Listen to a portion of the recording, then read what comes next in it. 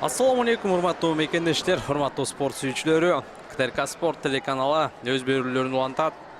Азыр алдыда биз таэквондо боюнча өспүрүмдөр арасындагы Кыргыз Республикасынын биринчилигин көрсөтүүнү улантабыз. Таэквондо өзүңүздөр жакшы билесиздер, өтө акыркы жылдары Кыргызстанда популярдуу болуп баштап жатат. Алгач эми көргөзмө ыкмалар десек туура болот. Жаш спортчулар өзүнүн машыктыруучулары менен биргеликте көрөрмандарга ыкмаларды көрсөтүүдө. Эми таэквондо бул көбүнөн көпчүлүк учурда бир жагынан албетте спорт деп дагы айтып келебиз, экинчи жагынан бул искусство. Уруш өнөрлөрүнүн искусствосу, ошол эле таэквондо, айкидо сыяктуу спорт түрлөр, карате бул биринчи кезекте искусство деп айтылып келет. Алда дагы биз таэквондо боюнча кененирээк маалыматтарды сиздерге айтып өтөбүз. Кызматыңыздарда мен Кубан Жумамединов, чогуу биргеликте таэквондо боюнча бул мелдештерди көрүп, азыр алда беттештер да болот, мына ошолорду көрүп сиздерге баяндамачылык кызматты аткарабыз.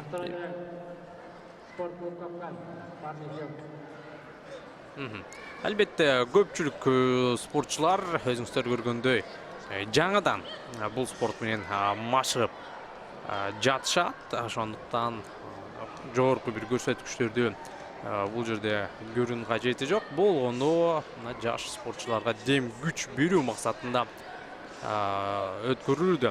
Эмир Усенов жана анын кыймыл аракетин, анын аракеттерин көрөлү. Негизинен таэквондо спорту жөнүндө азын олак сиздерге маалымат берип коелу. Бул кореялык уруш өнөрү искусствосу, уруш искусствосу деп расмий айтылат. Бул жактагы негизги өзгөчөлүк мүнөздөмө бул беттеште ошол бутту колдонуу. Ошол эле албетте чабуулга чыгууда дагы, коргонуу ыкмаларында дагы бут көбүрөөк колдонулат. Таэквондо деген сөз өзү кореялык тилден алынган, Корея тилинен 3 кичи сөздөн турат. Бул тхен, тхе, куон жана до.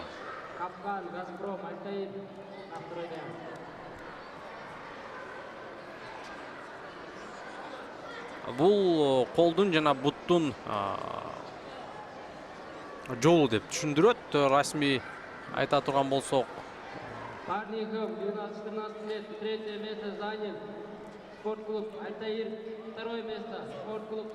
1970-жылдар алгачкы ушундай мелдештер өткөрүлүп келген. Аниме Олимпиада оюндарынын программасына 2000-жылы кошулгандыгын сиздерге айтып өтөлү.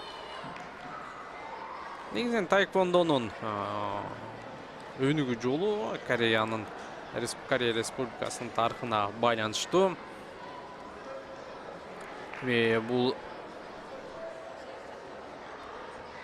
Бул спорттун тарыхы айта турган болсок, өтө көп нерсени, көп убакытты талап кылат жана ушул таэквондо спорттун чеберлерин чакырып алып 1-2 сааттык маек курууга дагы мүмкүнчүлүк болот. Азыр биз жоңгода ошол спортчулардын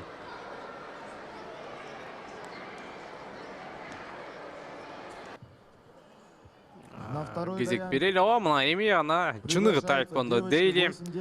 Эки спортчунун ортосундагы беттештерди көрүп баштайбыз. Жаш өспүрүмдөр арасындагы биринчилик экендигин белгилеп коелу. 7-8 жаштан ошол эле 10-15 жашка чейинки жаш спортчулар арасындагы беттештерге күбө болобуз. Калыстардагы мына жаңы сектор болот. Алар дагы жаш, жаңыдан гана калыстык милдетти аткарып жаткан 16-18 жаштагы жаш жигиттер. Келиңиздер эми көрөлү. Биринчи беттеш Жумадил Тоқтаралиев. Ана көк Первое место Анарбаева турында Арузат. көк түстегі белгі бар. Олимп спорт На клубы. второй даянг приглашаются девочки 8-9 лет до 35 килограмм. Атандашы Дельта спорт клубынан Фархат Шермухаммад. Спорт-клуб Дельта. Байқағаныңыздардай, дәл ушул Фархат биринчи номермен иштеп жатат. Тайм-аут атандашы жаракат алып калгандай. Бираз аксап жатат. Жумадил Токтаралиев. Джальбиева Тамила, спорт-клуб Дельта. Второй даянг.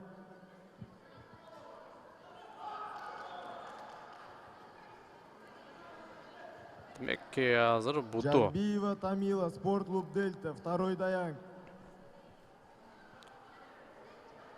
Бираз ортуп калгандай, чоюп калгандай. Жана беттешти уланта алабы. За ними готовятся юноши 8-9 лет до 43 килограмм. Красный угол Турсуналиев Амир Альтаир, синий угол Туркин Вадим Прайд. Беттешти улантууга мүмкүнчүлүк берүүдө машыктыруучусу алгачкы жардамын көрсөттү. Жана кайрадан Фархат Шермухаммед упай иштеп жатат. Эмилбеков Ислам. Юноша 8-9 лет, свыше 43 килограмм. Первое место Эмилбеков Ислам, Дельта.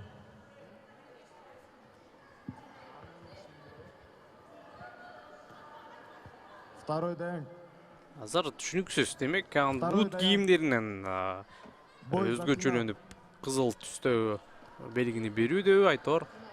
Кимиси Жумадил Токтаралиев, кимиси Фархат Шермухаммед азыр уюштуруучулар тараптан бир аз маселе жаратууда.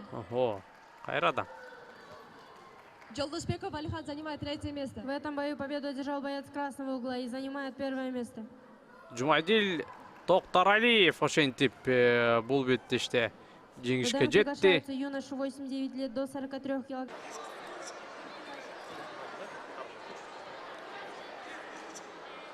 За ним готовятся юноши 10-11 лет. Кийинки жұп Амир Турсуналиев жана Вадим Турзин. На второй даянг приглашаются девушки 10-11 лет до 30 килограмм. Кенишева Самира, спорт-клуб Восток. Мусурбекова Айбике, спорт-клуб Газпром. На третий даянг готовятся юноши 6 лет до 30 килограмм. Эркабаев Баэль, Дельта, красный угол. Абдикаримов Иса, Альтаир, синий угол. За ними готовятся Атыкеев Алихан, Альтаир. Аширбаев Эркан, Капкан.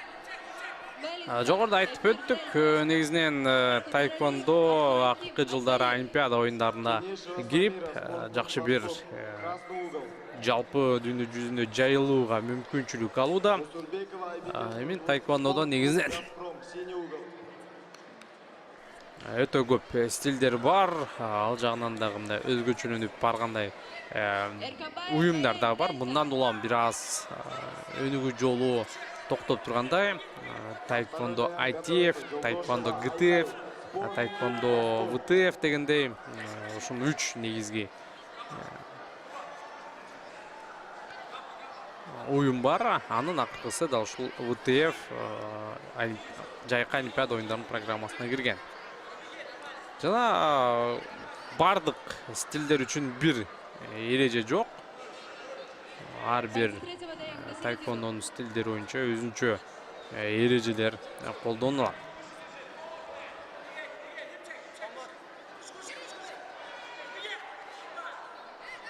Жана бул жакта упай атайын белгиленген аймактарга сокку жасалганда электрондук түрдө упайлар эсептелинет.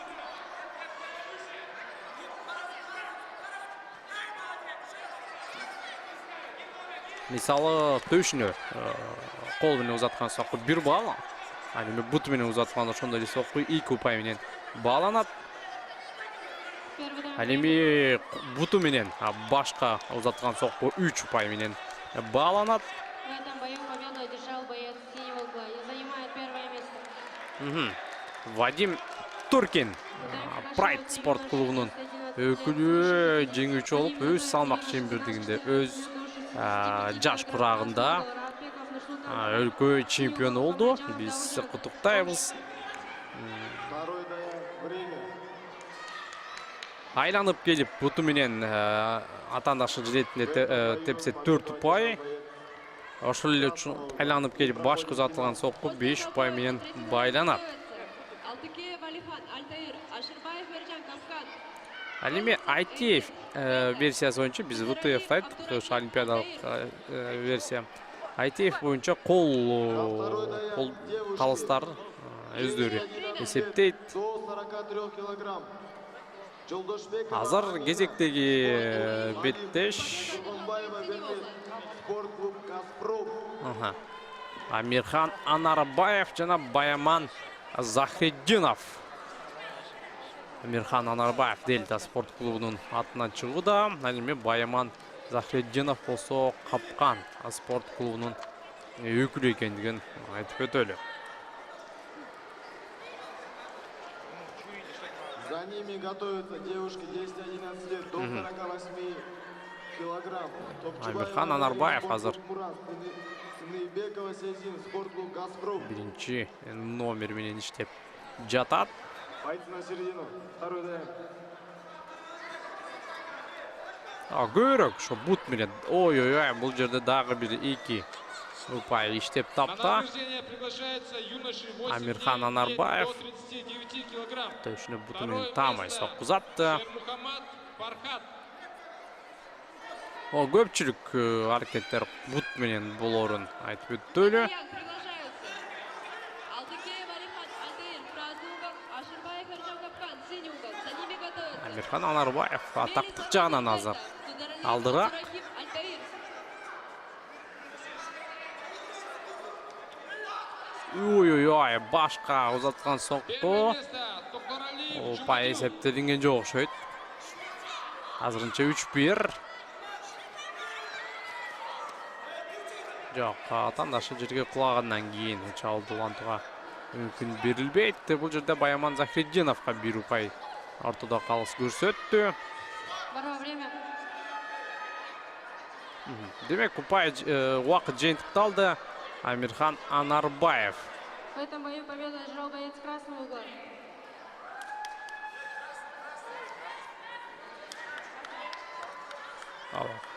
Ортодогу калыстагы өзүңүздөр көргөндөй. На награждение приглашаются юноши 8-9 лет до 43 килограмм. Второе место. Кача айтел уюштуруу деңгээли өттү.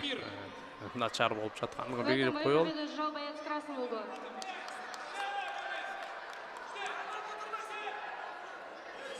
Время, второй даяк. Время. Ким утту? Түшүнүксүз азыр урматтуу көрөрмандар. Буга чейин да айткам, мына кайсыл нерсесинен карап кызыл буруш же көк буруш деп айтып жатат. Девушки 10 Амирхан Анарбаев дейт. Бирок артындагы белги иштейми бүт барды көк. Айтор. Уюштуруу деңгээли күндүрөт. Эми мындан кийинки беттештерде андай маселе жаралбайт деген ойдобуз. Негизинен мисалы бокстагыдай эреже кылып коюш керек болчу. Көк бурч болсо, шлем, мерей бардыгы көк түстө болуш керек. Же болбосо кызыл болсо, кызыл бурчта болуш керек. Азыр биз мына кызыл бурчтан чыкты деп кимди айтабыз? Түшүнбөй турабыз. Өзүңүздөр байкагандай шлем дагы, бут кийими дагы ошондой эле артында белгиси да кызыл бул Алиса Бактыбекова экен. Эми Айпери Калмакова ал сары түстөгү мээрийди кийген. Эң негизгиси калыстар ката кетирбесе деген ой. Буга чейинки жарышта чындап чоң бир суроолор пайда болду.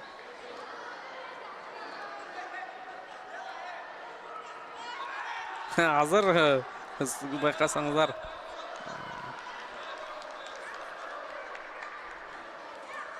спортчулар жакын жолбостон алыстан эле бири-бирин коркутуп жаткандай таасир калтырат.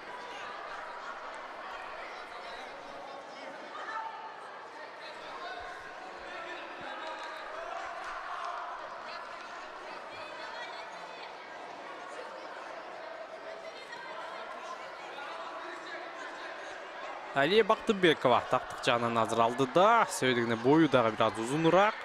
Жана алыстан буту менен узатуулары жакшы болууда. На второй даяк.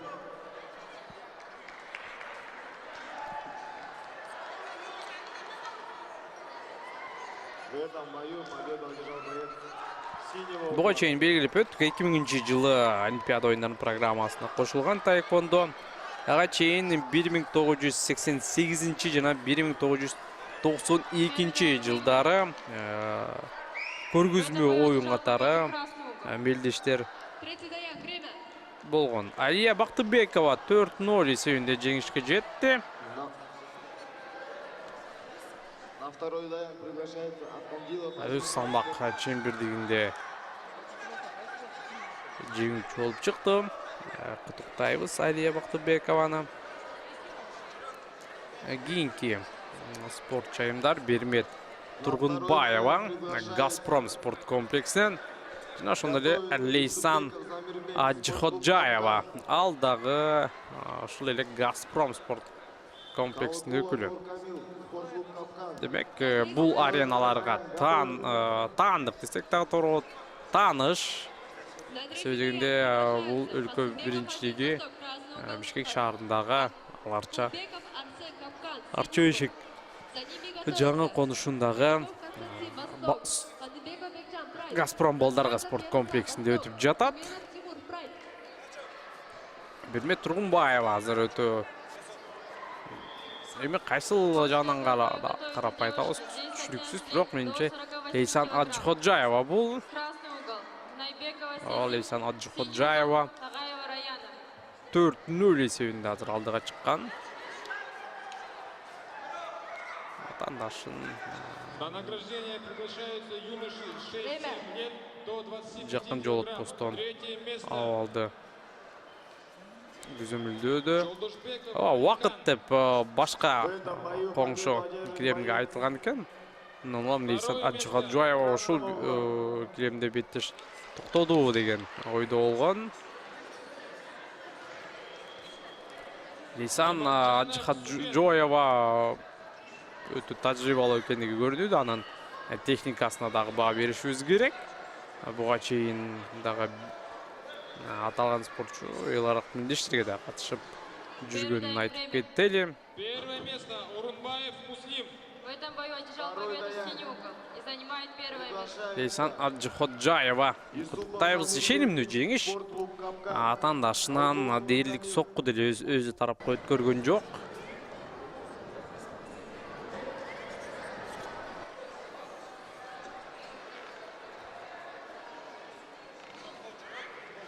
Подожди, Рахим.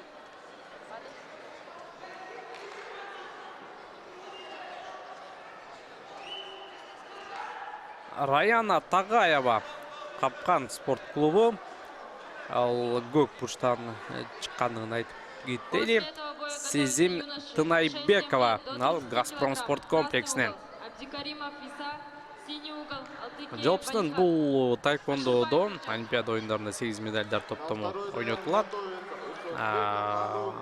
Мырзалар арасында 4 салмак чембирдикте жана айымдар арасында 4 салмак чембирдикте жеңүүчүлөр аныкталат. Супер жеңил, орто жана оор салмак категория деп 4 гана бөлүнөт. Мырзалар арасында бул эң жеңил 58, айымдар арасында 49. Жеңил салмак 58-68 мырзалар арасында, айымдарда 49-57.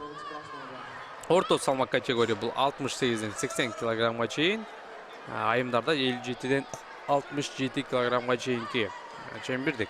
Оор салмак категория 80+, мырзаларда, айымдарда 67+. Түштүк Кореянын өкүлдөрү албетте негизги артыкчылыкка ээ. Буга чейин дагы биз айтканбыз, Кореянын улуттук спорту, Корея уруш искусствосу деп. Мындан улам бүгүнкү күндө Корея жалпы 22 медаль утушкан. Бул таэквондо боюнча 12 алтын, 3 күмүш, 7 коло. Жалпы эсепте экинчи орунда Кытай турат, 7 алтын, 1 күмүш, 3 коло. Amerika Qo'shma Shtatlari 3-o'rinda 3 oltin, 2 kumush, 5 qo'li bay kelsim menen. Содержит синего угла. Qirg'iziston qurama komandasidan dag'i Бойцы третьего даяга. 2008-2012 жылдары да ушул таеквондо боюнча Олимпия оюндарына катышкан. Аны дагы биз силерге маалымат ретинде айтып коелу. Акыркы 2021 жылы Токиодо өткөн Олимпия оюндарындагы жыйынтыктарга токтолуп кетели. Мырзалар арасында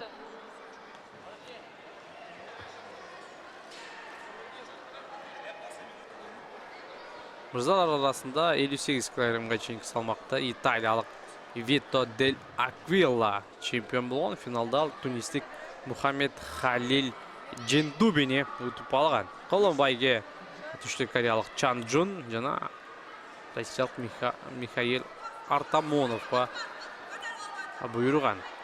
68 килограммда Өзбекстандык Улукбек Рашитов, 80 килограммда Максим Храмцов, Россия, 80 плюс салмакта россиялык Владислав жеңип алган. Жана өзүңүздөр байкагандай түштүк Корея акыркы Олимпиада оюндарында болгон 2 коло байгени жеңди. Айымдар арасында таптакыр медаль жок. Мына ушундай. Караңыздарчы, акырындап түштүк Корея таеквондодо негизги фавориттен катардагы өлкө катардагы командага айланып баштады.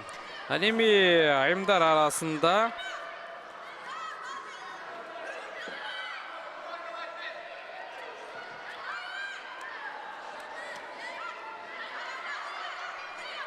На награждение приглашается Мусурбекова Айбике, 3-е место.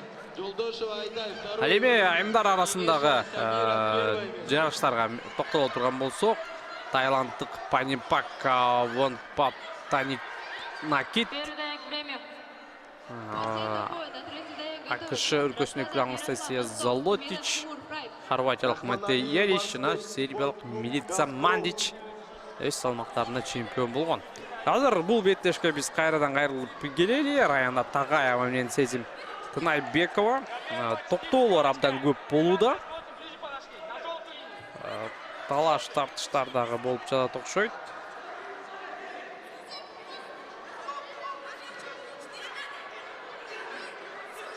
Эми ол каптал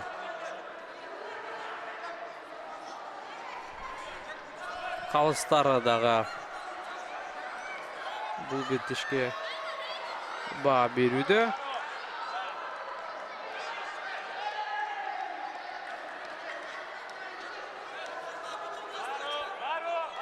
Сезим Тынайбекова, ой, Раяна Тагаеванын узаткан соккусу тандашынын башына таамайт, ийди окшойт.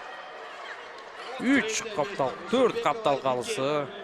Бардыгы жаш, бардыгы азыр чечим чыгара албай кыйналууда. Синего угла.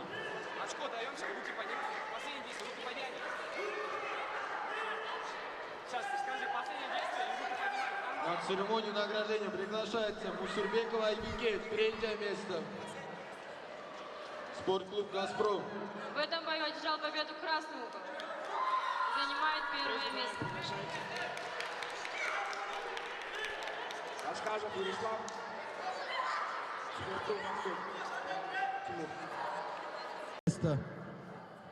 Тургунбаева Бермет, 2-е место. Аджихаджаева Лейсан, 1-е место.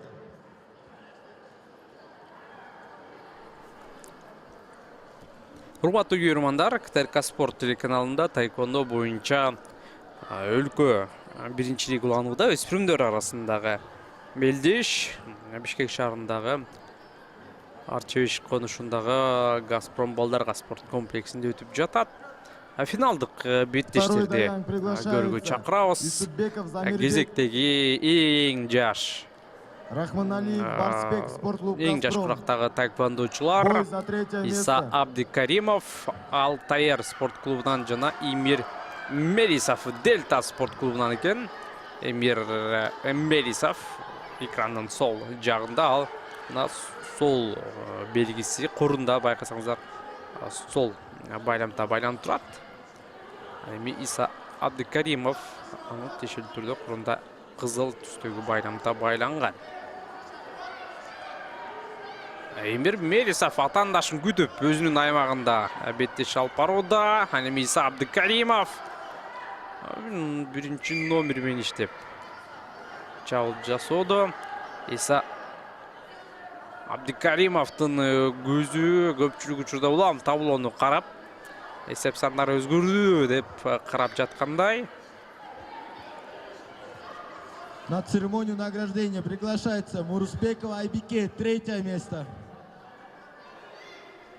Азырынча Иса Абдыкаримов 2-1 эсебинде демек жеңип жаткан чагы. Калыс эки тарапка тең эскертүү берип активдүү болуу керек экендигин суранууда.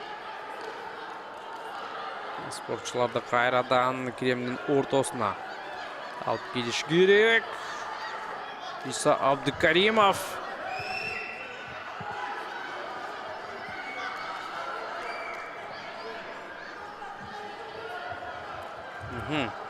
Передаем время. В этом бою одержал победу синий угол и занимает 1-е место. В этом бою со счетом 4-0 победа одержал боец с красного угла. Эмир Мелисов азыр жеңишке жетти.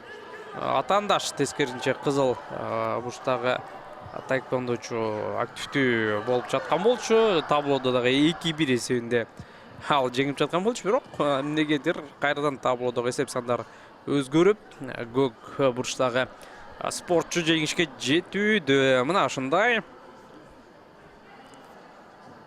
Бул турнирде мындай көрүнүштөр дагы көп болот За ними окшойт. готовится на второй даянг юноши 8-9 лет до 30 килограмм. Албетте жаман жагына гана айтып бербей, жакшы жагын айтышыбыз керек. Сөз түрдө мындай турнирлер таэквондонун биринчи кезекте жайылтууга салым кошсо, экинчи жагынан жаш спортчуларга бул стимул. Биринчи орун алабы, экинчи орун алабы, жоңона мелдеш деген мелдештик атмосфера кандай болоорун түшүнүү максатында. Нуркамил Калыкулов Капкан спорт комплекси ошол эле анын бир командалаш десек болот, дагы бир Капкан спорт залынан келген Арун Усупбеков.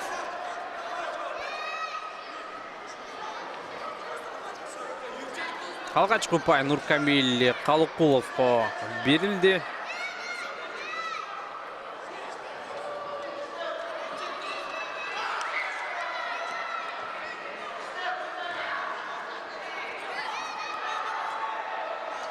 Кайрадан секирип өтө жакшы, бирок өзү азыр Нуркамил Калыкулов атандаштын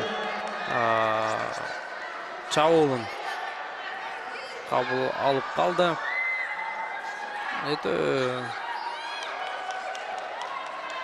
2-1 Нуркамил Калыкулов алды да. Боец синего угла.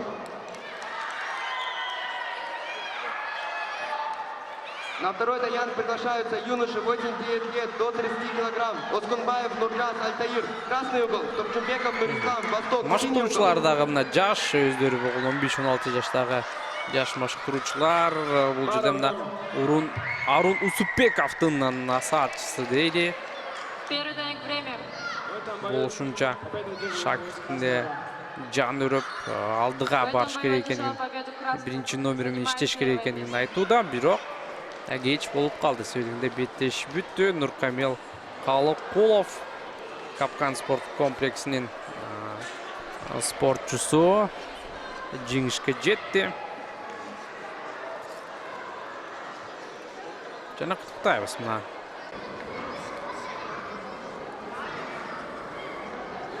тиш калканын кийгизүүдө. Секунданты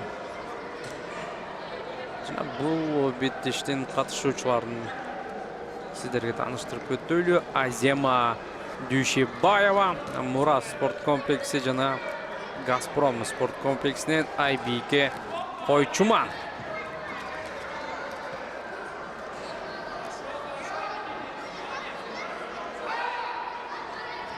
Бул жерде тайм-аут алып, бир аз мелейин кийип алыш керек. Байкасаңыздар, мелейи чечилип калган экен Айбике Койчумандыкы. Бирок карабастан беттеш уланууда. Бул жерде нокдаун десек дагы туура болот.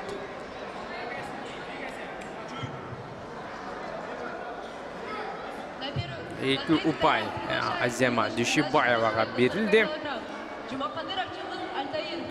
Колу менен таамай башка сокку узатты.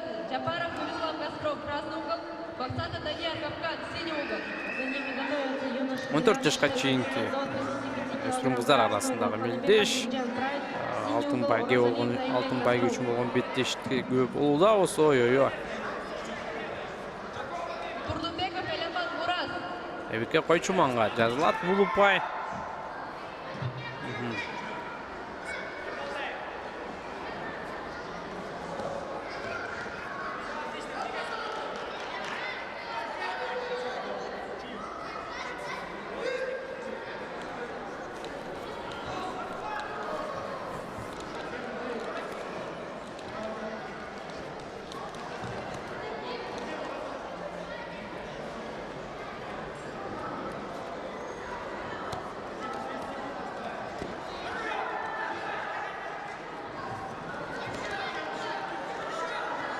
Азема Дүйшебаева. Ой. Второй даян время.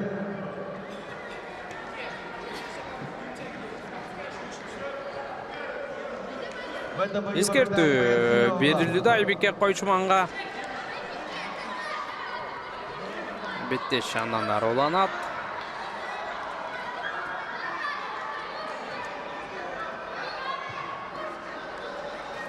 На второй даян приглашается юноша 8-9 лет до 30 килограмм. Оскумбаев Нуркас Альтаир красный угол. Жуматаев Ильгиз Газпром синий угол.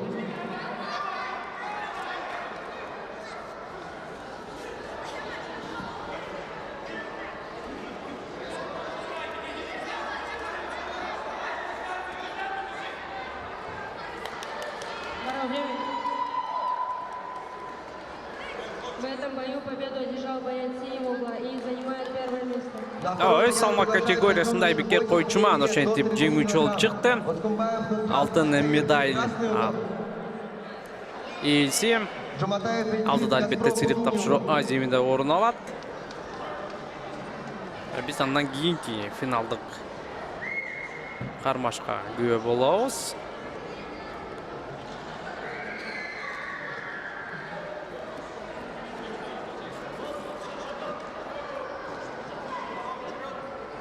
Üstünde қалыс спортшылардың мейлейлерін текшеріп, бардығы жайында екендігін білген соң беттешті баштағанға рұқсат беруді. Бекжан Қаныбеков Прайд спорт клубы, Райымбек Урузалиев Газпром спорт комплекси. Райымбек Орозалиев азыр ортон алды. Алғачқы упай. Райымбек Урузалиевті жана өзіңсөр көргөнде машықтырушысы да өтө эмоционалды түрдө. В этом бою побеждает боец синего угла. Бекжан Қаныбековтың машықтырушысы алдыға барыш керек екенін айтуда, бирок Бекжан Қаныбеков бир аз атаандаштан коркуп жаткандай. Бурчтан чыга албай турат. Аны Райымбек Урузалиев абалды көзөмөлдөөдө. Бул узатылган сокку эки тарапка тең эч кандай упай алып келбеди.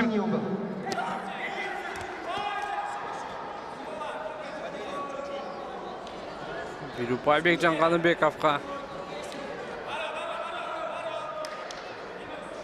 Тайм-аут эмне болду?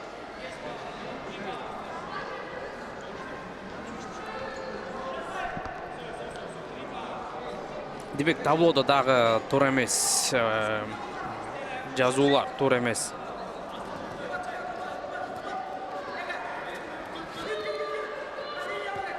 Эсеп сандары көрсөтүлүп калган окшойт. Мындан улам алыс беттешти токтотууга аргасыз.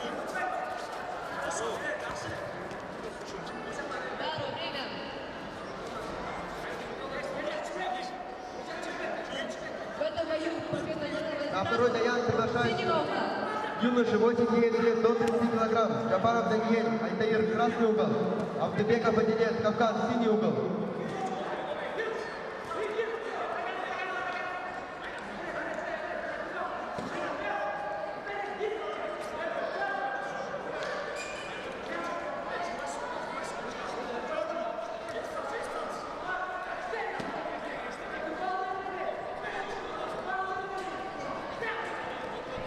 Беттештин алгачкы секундаларынан баштап эле Раймек Розалиев өзүнүн беттешин таңуулап жатат десек турат, өзүнүн тактикасын атаандашына эч кандай мүмкүнчүлүк бербеди. Жана Раймек Розалиев адеттүү түрдө жеңишке жетти. Башкаруучусу дагы аны котуктап сүйүнүчкө бөлөнүүдө.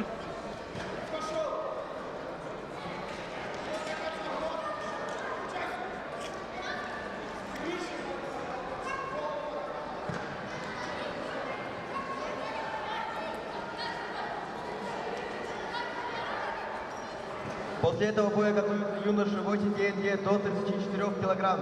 Исманалиев Амир, Дельта, красный угол, Темирбеков, Нуртай, Альтаир, синий угол. Кийинки спортчулар Адилет Абдыбеков жана Илгиз Жуматаев. Илгиз Жуматаев бул Газпромдон жергиликтүү спортчу десек турат, алына кызыл угуштан чыккан, бут кийими дагы кызыл түстө экенин айтып коелу. Атаандаш Адилет Абдыбеков. Адилет Абдыбеков ал капкан спорт клубунун өкүлү. Азыр өзүнөн өзү эле кремдин сыртына чыгып кетүүдө. Спортчуларды ортого чакырыш керек. Кайрадан Адилет Абдыбеков атаандашын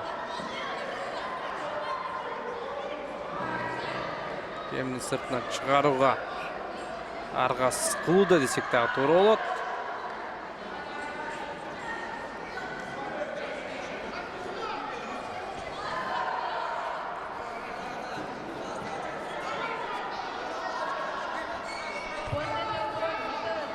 Илгиз Жуматаев эскертүү алды. Өтө пассивдүү. Ой, атаандашынын Адилет Абдыбековдун узатылган соккусу буту менен бут кийими чечилип кеткендигин көрдүк. Убакыттан пайдаланып эки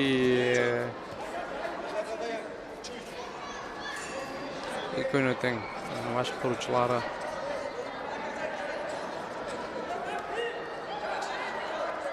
калыс дагы бир аз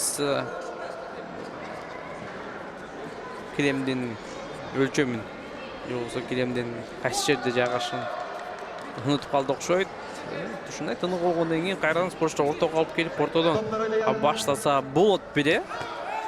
Жок, кайрадан ошол жерде турган буруштан баштап беттешти андан ары улантууда. Убакыт бүттү. Жана Илгиз жаңы болсам Адилет Абдыбеков жеңишке жетти. Адилет Абдыбеков бул беттеште ишенимдүү. На второй даян приглашаются юноши 8-9 лет до 34 килограмм. Беттеш көрсөтүп, таттыктуу түрдө жеңишке жетти. Андан ары улантабыз кийинки салмак категория. Дагы 98-9 жаштагы жаш өспүрүмдөр арасындагы финалдык беттеш. Калыстын белгисин күтүүдөбүз. Багдат Бакытов менен Ризван Саки. Ризван Саки Дельта спорт клубунан, ал эми Багдат Бакытов болсо ал Газпром спорт клубунун өкүлү.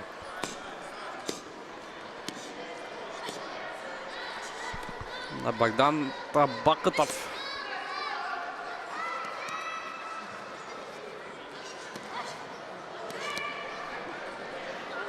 На Даян приглашается Шаменов Дамир, Дельта, красный угол. Дели 30 секунд тарта калды. Азырынча эки спортчу бири-бирин коркутуп, үркүтүүдөн башка аракет көрбөдү. Жада калса буттарын өйдө көтөргөндүгүн дагы эми мына байкоодобуз.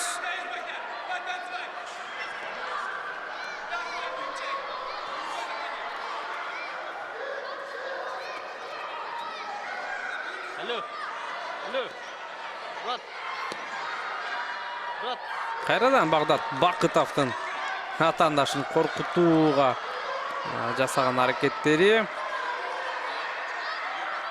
Рузан Сайкида караңыздар салкынгандай экен. Ал мындай коркутууларга реакция кылганда жок, бирок өзү учурунда чабуулга барбай жатат. Мындай учурда кандай жол менен жеңишке жетем деген ой бар. Түшүнүү кыйын.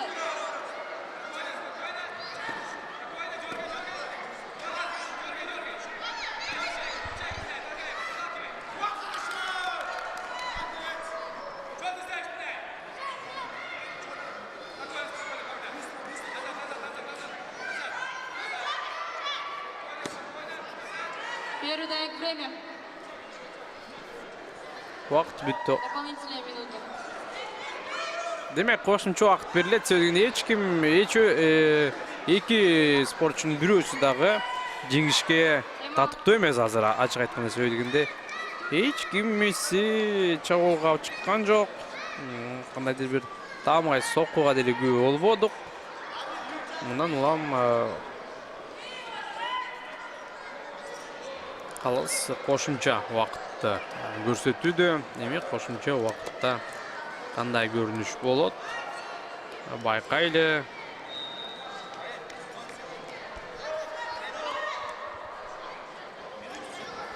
Кыска тынуудан кийин машыктыруучулардан кеңештерди алып келишти. Эми андан ары биз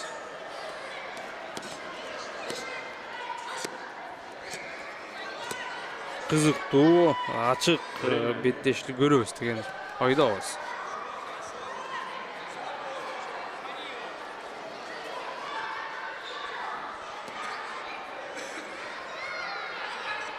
В этом бою победу одерживает боец синего угла. После этого боя готовится юноша 12-14 лет до 45 килограмм. Абдыбеков Асек Капкан. На второй даян приглашается Сооронов Сардар, Газпром, красный угол. Кошумча вакытта дагы эч кандай активдүүлүктү байкабай турабыз.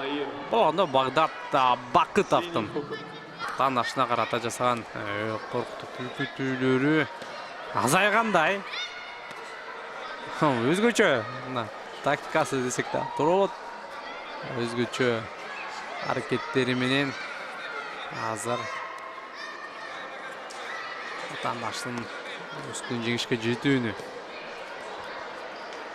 максат кылган Багдат Бакытов. Вакыт бүттү, эми көрөлү кандай чечим чыгарат. Сооронов Сардар, Газпром, красный угол. Шаламатов Билал, Альтаир, синий Судьи угол. встали.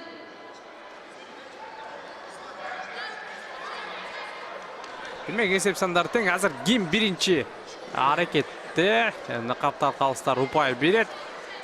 Кайсыл спортчу жеңишке жеткендиги тууралуу ал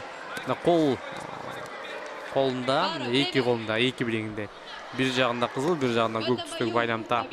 Байламды мына ошол колун көтөрүү менен кайсыл бурчтагы спортчу жеңишке жеткендигин айтышы керек. Бирок жеңишке жетти деп айта турган себеп дагы жок болуп жатат азыр. Багдат Бакытовдун бутун өйдө көтөрүүсү бирок атаандашка деле келген жок. Бир жолу соккузатып койсо эле беттеш бүтмөк, бирок эки тарап тең андай аракетке барбай жатат.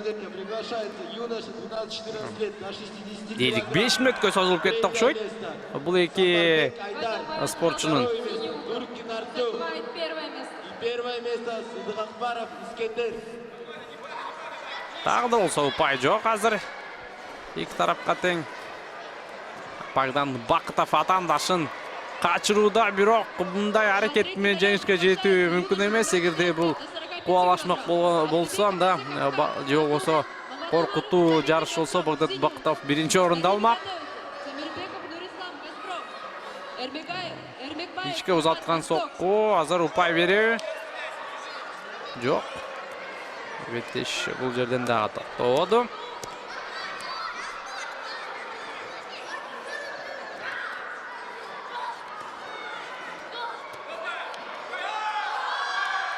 Өтө жакшы, мына Багдат Бакытов жеңишке жетти. Бағдатта бақыт атты біз құттықтаймыз. Газпром спорт клубының өкілі өз салмақ категориясында Қырғызстандың чемпионы болды. На церемонию награждения приглашается юноша 8-9 лет до 34 килограмм. Третье место Исманалиев Амир. Второе место Сахир Рязан. Эмир Эсенаманов жана Данияр Мақсатов. Эмир Эсенаманов Газпром спорт клубының өкілі, Данияр Мақсатов болса Қапқан спорт клубынан келген спортшы екендігін айтып өтті. Эмир Эсенаманов жана Данияр Мақсатов.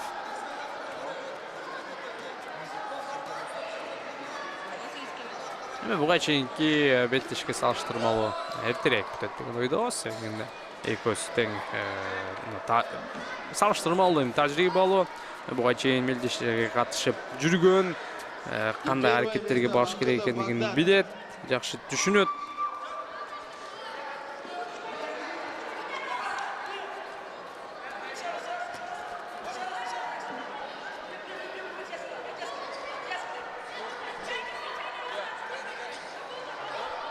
Қазір қайрадан беттеш тоқталып тұрады.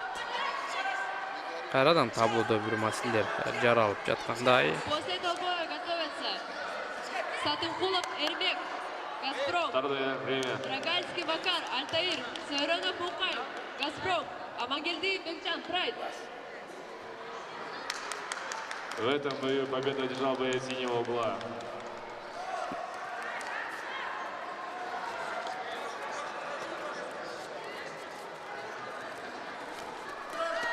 На второй дайнек приглашается Малбашев Аман, Газпром, красный угол. Эмир Эсенаманов азыр ата-анасынан наразы. Оразалиев, Тынштык, Альтаир, синий угол. Беттешті бүтіргеннен кейін немдеге мұндай қадамдарға барып жатасың дегенде қол соларымен көрсетуді. Приглашается Малбашев Аман, Газпром, красный угол. Оразалиев, Тынштык, Альтаир, синий угол.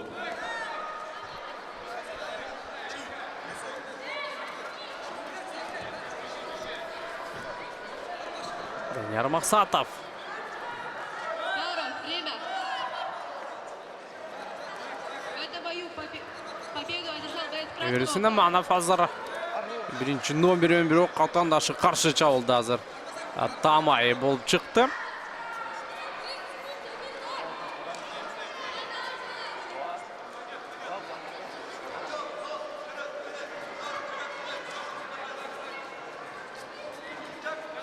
Қайрадан Эмир Эсенаманов атандашының içine. Ошол жақта ұзатқан соққыдағы бұтыменен екі пайға бағаланады. На третий даяк приглашается Сатымқұлов Эрбек, Газпром, красный угол. Рогальский Макар, Альтаир, синий угол.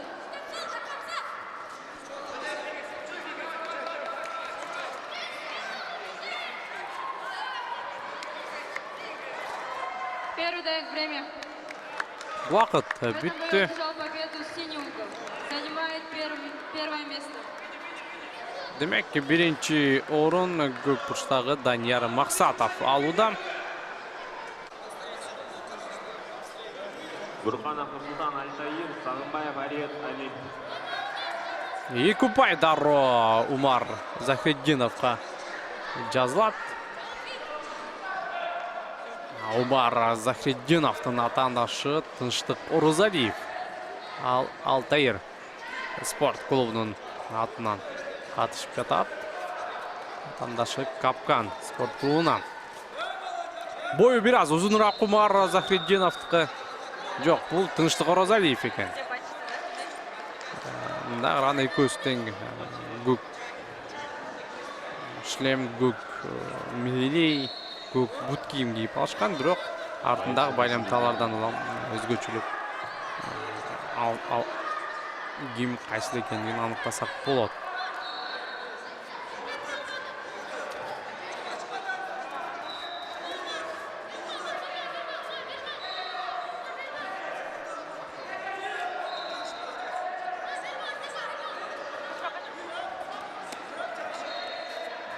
Атандашын азыр қаршы чалды қарма бар әкеті ийгиликсиз болуп чыкты.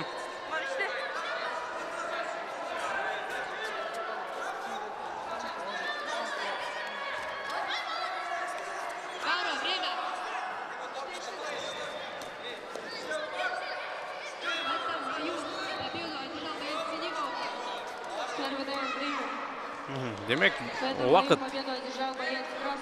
жыйынтыкталды жана Тынчтык Оразалиев.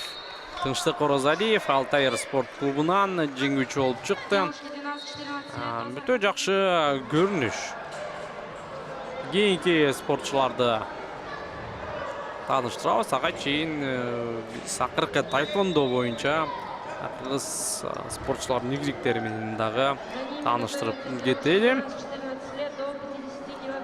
Жансая Сатегова Алтайыр спорт клубу, атандашы Капкан спорт клубунан Зарина Кайбагарова.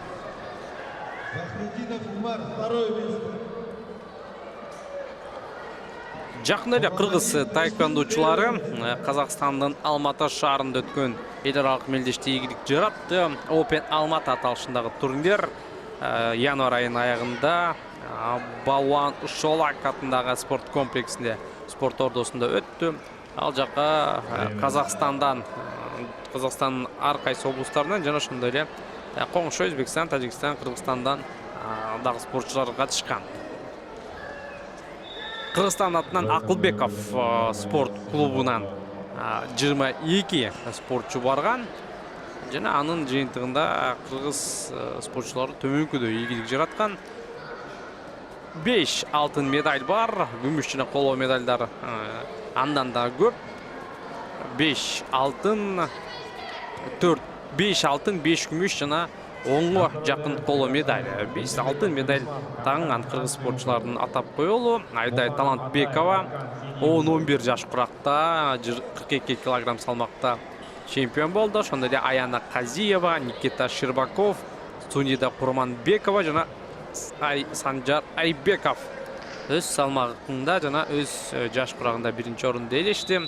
Эми күмүш медальдарды Толубай Токтосунов, Тимур Губайдулин, Аймир Кубанов, Жибек Бейшенбекова жана Анна Сомова күмүш медальга татыктуу болгондугун белгилеп коёлу.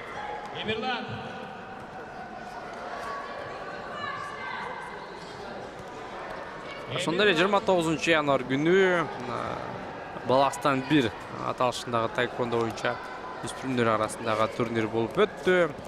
Бул быйылкы сезондун ачылышы десек дагы туура болот.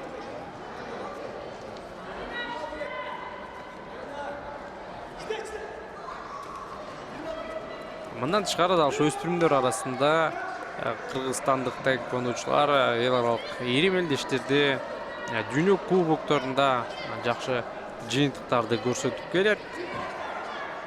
Мисалы былтыркы жыйынтыктарда Ташкентте өткөн эл аралык турнирде 20 медаль, 20 алтын медаль утуп алышкан.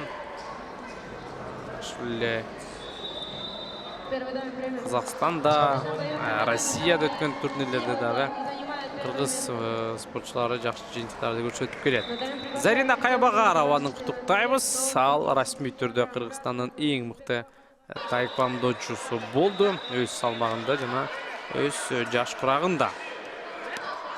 Эми мындан кийин жогоруда биз айткан эл аралык турнирлерге Кыргызстандын атынан катышууга мүмкүнчүлүк алат. Чүй дегенде эле бир аз жаракат алып калды. Сезим Жумабекова жана Саида Абдрахманованын беттеши. Саида Абдрахманова Олимп спорт клубунан, эми Сезим Жумабекова Капкан спорт клубунун атынан келгендигин белгилеп коелу. Азырынча дал ушул узун бойлуу Сезим Жумабекова чоң артыкчылыкка ээ. Атандашы 2 ирет жерге жыгылды. Боюн узуну менен атандашынын башы тарапка соккуларды дагы узатууда. Бул ирет коргонуу жакшы. Мына Саида Абдрахманованын машыктыруучусу алдыга барыш керек экендигин билдирип кол жаң солору менен шакиштини көрсөтүүдө, бирок азырынча Саида Абдрахманова ал нерсени көргөн же уккан деле жок окшойт. Бутун оорутуп алды, бир аз аксап. Бардыгы жайында. Тайквондо тууралуу айта турган болсок,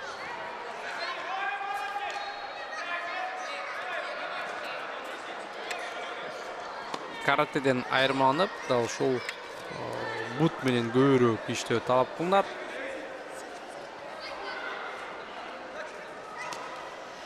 Эң алгач Олимпиада оюндарында Сиднейде киргизилгендигин жогоруда айтканбыз. Кезектеги ийгиликсиз аракет жана Сезим Жумабекова кайрадан жерге жыгылды. Жана беттештарынан да уланта алабы.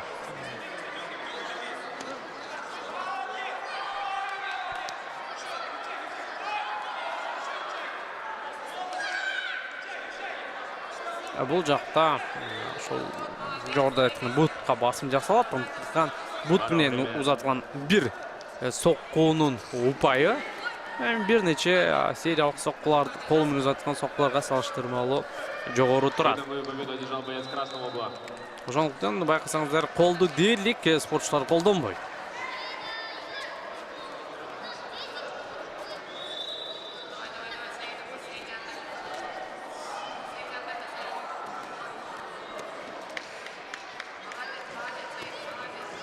ДДН приглашается Исаев Дастан, Газпром. В этом бою Сарымбаев Ариэль Алик. боец синего угла занимает первое место. Сезим Жумабекованы куттуктайбыз. Ишенимдүү жеңиш. Атандашы бир топ кыйналды.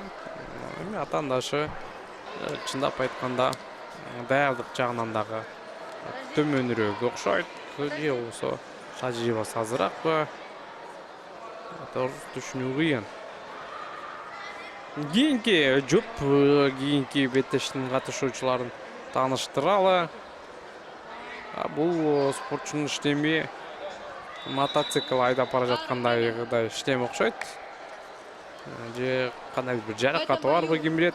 Семек Калыкулов ал өзгөчө иштеми бар спортчу. Атандашы Асек Абдыбеков. Асек Абдыбеков Капкан спорт клубунун желек алдында чыгат. Семек Калыкулов Газпром спорт клубуна. Тайквондо расмий түрдө 1955-жылы гана спорт катары катталган расмий. 2000-жылы Олимпиада оюндарынын программасына киргизилген. Алгачкы дүйнө чемпиондору албетте кореялык спортчулар болгон. Эң ошол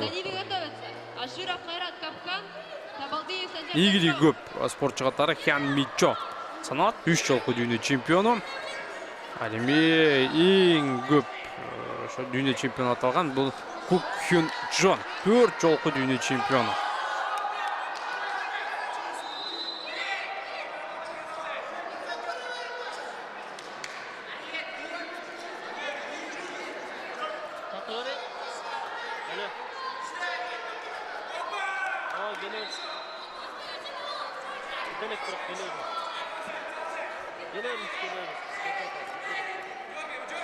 Азыр өзүңүздөр байкагандай бул беттеш дагы дээрлик тең мүнөздө өтүп жатат.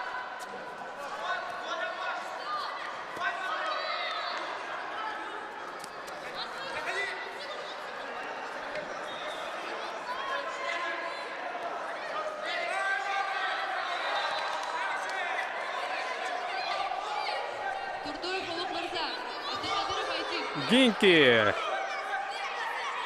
спортчулар өзүнүн өнөрлөрүн көрсөтүүдө.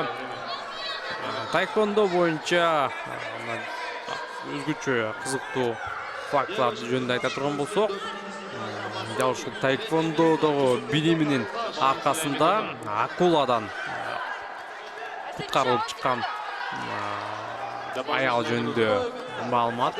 Менимче көпчүлүк ушу тайквондого кызыккандар укса керек. Марико Хауген тайквондо боюнча машыктыруучу, өзүнүн жубайы менен Гавай аралдарында эс алып жүргөн жана Мауи аралынын жанындагы сууда сүзүп жүргөн учурда акула пайда болуп, ошол аял өзүнүн паникага туш болуп, бирок ошол кезде акулага 2 сокку заткан башка. Мындан улам акула андан ары ага тийишкен эмес экен. Бул эми көпчүлүк биринчи чыкканда ушундай да болобу, бул жөн гана жомок деп ойлошу мүмкүн, бирок интернет булактарынан карап көрсөңүздөр, бул чындап болгон окуя. Ушундай таэквондо негизинен сөзсүз түрдө керек, эң негизги өзүн коргонуу үчүн бул таэквондо менен машыкса да болот. Эми профессионалдык түрдө таэквондо болууну каалагандар менимче аз болуш керек. Көпчүлүгү таэквондо да ошол өзүнүн балдарын же болбосо өздөрү кийин жашы жетилип калганда коргонуу максатында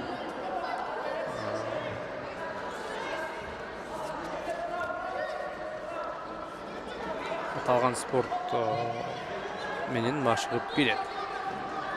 Нурай Рыскулбеков азыр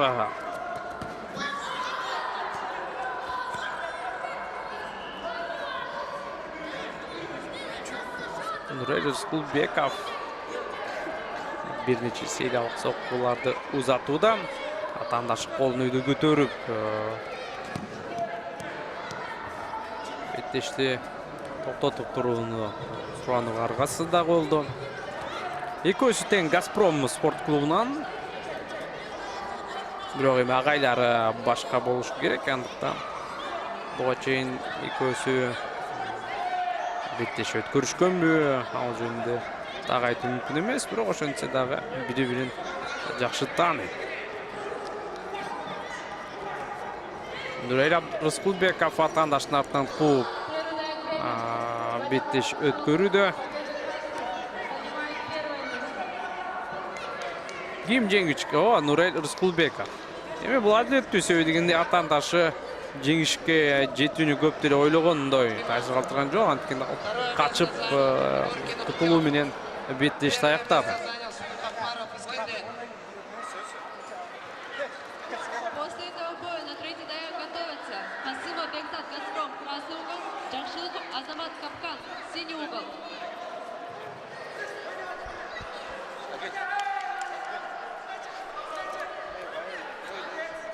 Алтыкеев Нариман, третье место. Туркин Артем, второе место. Сухопаров Искендер, первое место. Элдос Абдраимов Капкан спорт клубунан жана Санжар Табалдиев Газпром.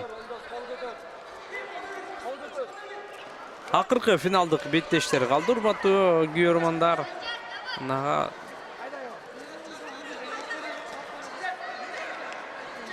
Санжар Табалдиев өтө ишенимдүү алды көзөмөлдөп киремдин ортосун алды. Время. Элдос Абдраимов буга жооп береби же жөн гана киремдин сыртынан качып кутулабы азыр? В этом бою победу взял боец красного угла. Первое место занял Спенин Родион. Санжар Табалдиев өзүнүн командалаштарынан жардам сурап жатат. ВДН приглашается Абдрахманов Айдарбек, Прайд, красный угол. Шишиханов Баэль, Газпром, красный синий угол. Победу одержал боец Второе место занял Захридинов Курманбек. Захридинов Кумар. Первое место занял Сабенин Родион. Санжар Табалдиев өтө ишенимдүү беттеш алып барып жатса, Элдос Абдраимов жаңы гана таэквондо менен машыгып жаткандай. Олдуксон анын аракеттеринен бир аз ишенимсиздикти байкасак болот. Өзүнө болгон ишеним өтө эле төмөн экен бул спортчуда. Атаандашы алды оңой эле пайдаланып, упайды биринин артынан бирин өз катчыгына салууда. Красные, красно-черные пояса. По дисциплине Хелга первое место занял. Заняла Джумабекова Сезим. Красный угол Садыков Вахтжан Альтаир. Синий угол Кравцов Максим Альтаир. Бойцы на середине.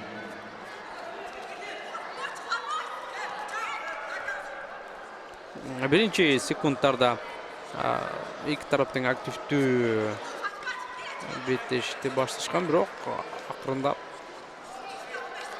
tempdagi yo'qoldi. Sanjar Tabaldiyevning dag'i 3 men ishdi harakati. Oy. Hozir hozir beliga kirib pata to'xtatuvga arg'asiz. Oy, gijikdagi keremet soqqu bu retda tamay olib chiqdi. Jana menimcha ishonimli turda Sanjar Tabaldiyev jenguvchi olib chiqdi. Qutlaqlaymiz.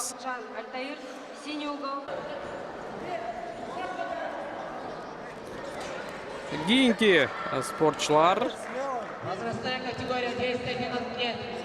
Красный, красно-черный пояса. Первое место заняла Чухаджаева Лейсат.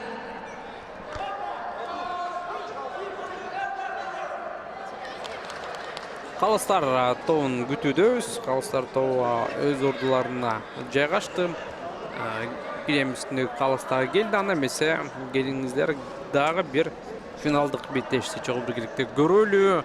Бакытжан Саттегов жана Максим Кравцов. Максим Кравцов Алтайыр спорт клубунан, эме Бакытжан Саттегов болсо бул Алтайыр спорт клубунун өкүлү.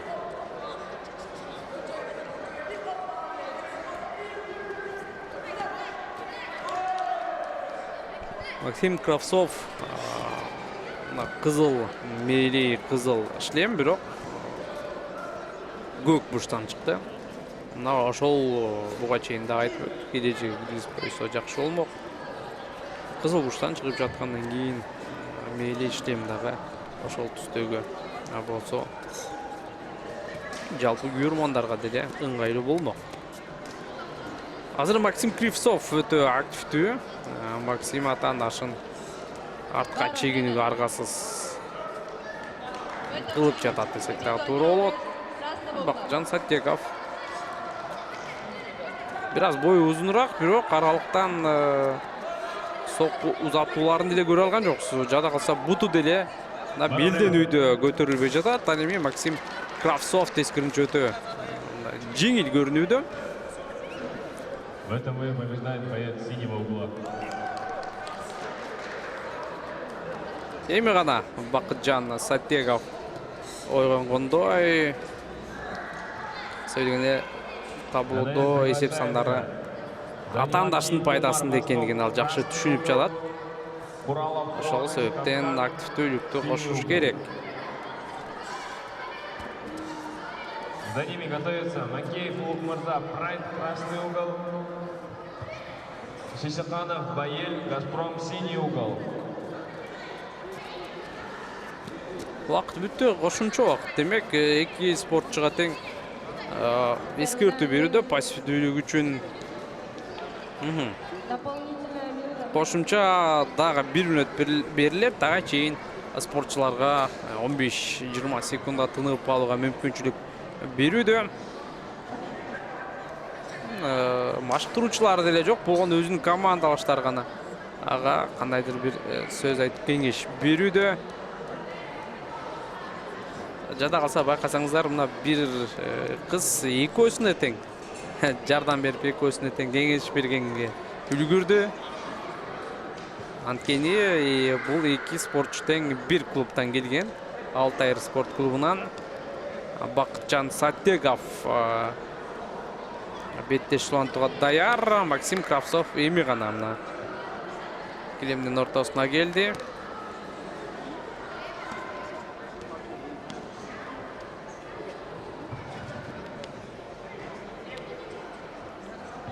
Бакытжан Саттегов азыр буга чейинки негизги убакытка салыштырмалуу активдүү. Кошумча убакыттан кийин дагы эгерде тең боло турган болсо, анда каптал калыстарынын чечими маанилүү болот. На третий заряд приглашаются Данияра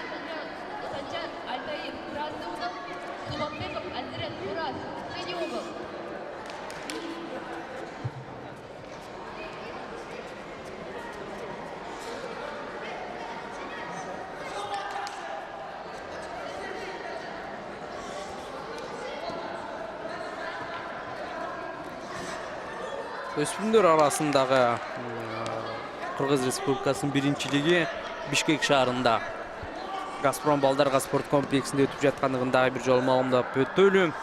Эми бул турнирдин жыйынтыгында алдыдагы эл аралык турнирлерге Кыргызстан атынан кимдер барганга мүмкүнчүлүгү бар. Мына ошол нерселер ачык болот. Беттеш жыйынтыкталды.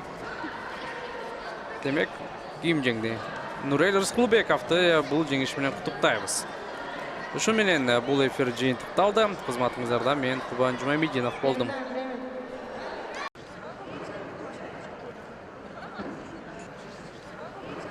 Ассаламу алейкум, урматтуу мекендештер, урматтуу спорт сүйүүчүлөрү.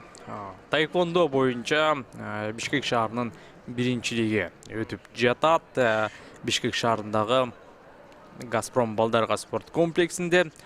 Кайрадан назарыңыздарды дал ушул аренага бурабыз. Жаш жеткинчектер, жаш өспүрүм балдар арасында мелдеш уланууда. Бул жакта кече күнү дагы биз алгачкы бөлүгүн көрсөткөнбүз. Ал жакта дагы жаш 7 жаштан баштап, жада калса 5 жаштан баштап спортчулар күч сынашкан. Бүгүн дагы дал ушул Таэквондо федерациясы уюштуруп жаткан мелдешти көрүүгө чакырабыз. ГТФ же болбосо Global Taekwondo Federation толук айта турган болсок. Кызматыңыздарда мен Кубан Жумамединов, чогуу биргеликте бул турнирди көрүп, ошол эле учурда баяндамачылык кызматты аткарам. Мадина Жороева Капкан спорт клубунан атаандашы Канике Алтынбекова алгачкы секундада эле байкасаңыздар таамай баш менен соккузатып 3 упайга болду. Андан кийин дагы бир упай, өтө мыкты азыр Канике Алтынбекова өтө чоң айырма менен алда десек туура болот. Эми таэквондо өзгөчөлүгүн айта турган болсок, бул жакта көбүрөөк ошол бут менен иштөөгө басым жасалат.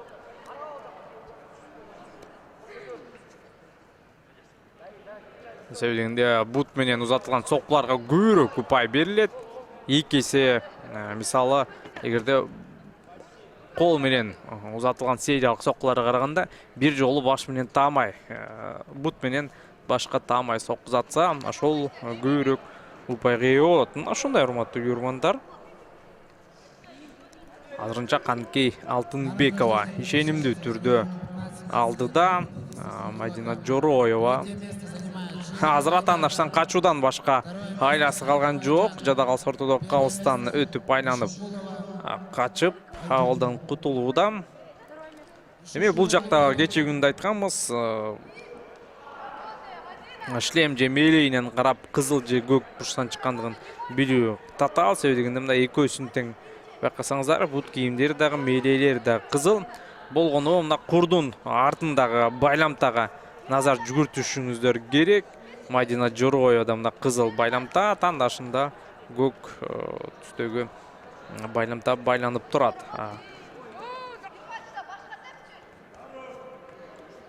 Шлем азыр чыгып кетти. Тайм-аут ушул жерде шлемин оңдоп алганга мүмкүнчүлүк берсе болмок, бирок калыс ал нерсени байкаган жок окшойт. Андан ары беттешти улантууга мүмкүнчүлүк берүүдө.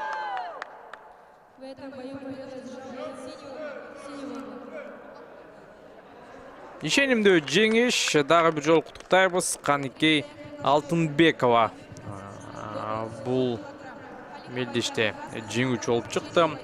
Финалда дагы ал өз атаандашын оңой жеңди. Каршылашында эч кандай бир мүмкүнчүлүк деле калтырган жок абалды.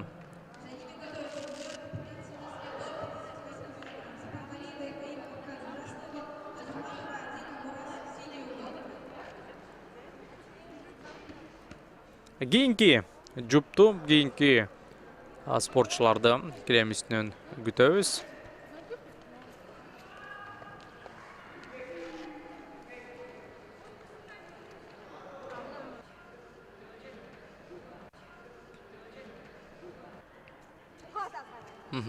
Демек, калыс беттешти баштаганга уруксатын берди. Айжан Халикова Газпром спорт клубунан, атандашы Айдана Ширикова алдагы Капкан спорт клубунан экенин белгилеп коелу. Буга чейинки финалдык беттештерди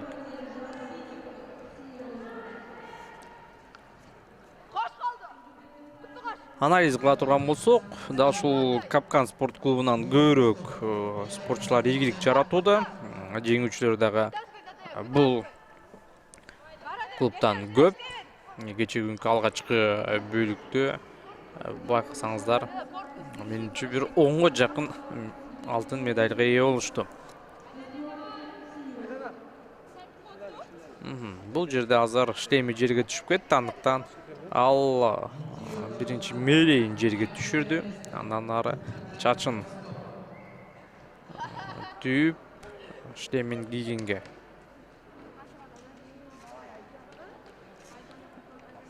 Вакыт берүүдө машыктыруучусу ага жардам көрсөтүүдө. Азырынча да ушул Айжан Халикова жеңилүүдө. Бул учурдан пайдаланып ал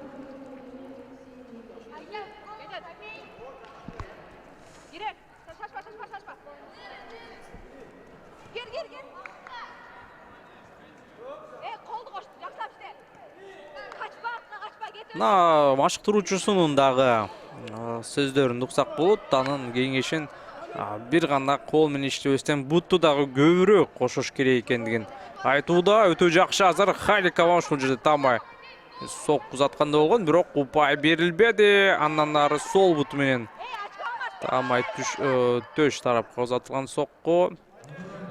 Негизинен бул жакка узаткан соккулар 2 упай менен бааланышы керек.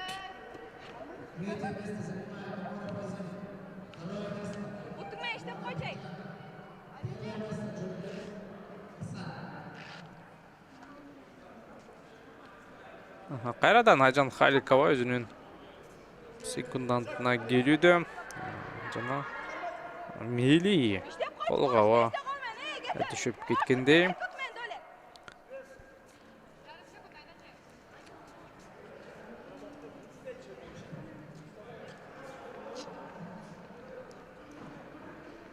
Кайрадан ата-анашын артынан кууп, килемдин сыртына чыгарууга харакетин жасады. Бул беттеш салыштырмалуу көпкө созулууда, себеби дегенде тайм-аут көбүрөөк болууда.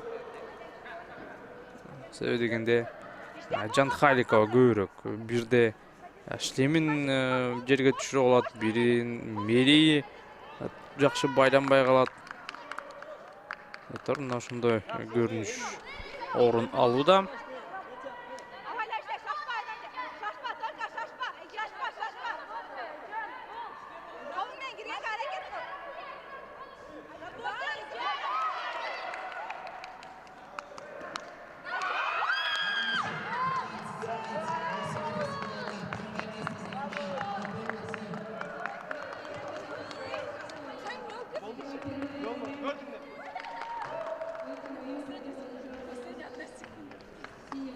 Ошентип бул беттеш жыйынтыкталды жана калыстардын чечими менен кызыл бурчтан чыккан Айжан Халикова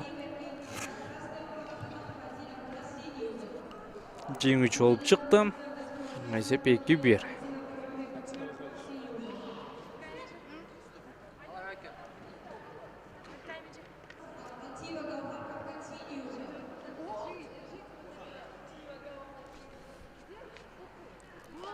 Кийинки спортчуларды килем үстүнөн күтө тургалы. Эркайым Сапагалиева Капкан спорт клубунан жана Мурас спорт клубунун өкүлү Адила Азаматова.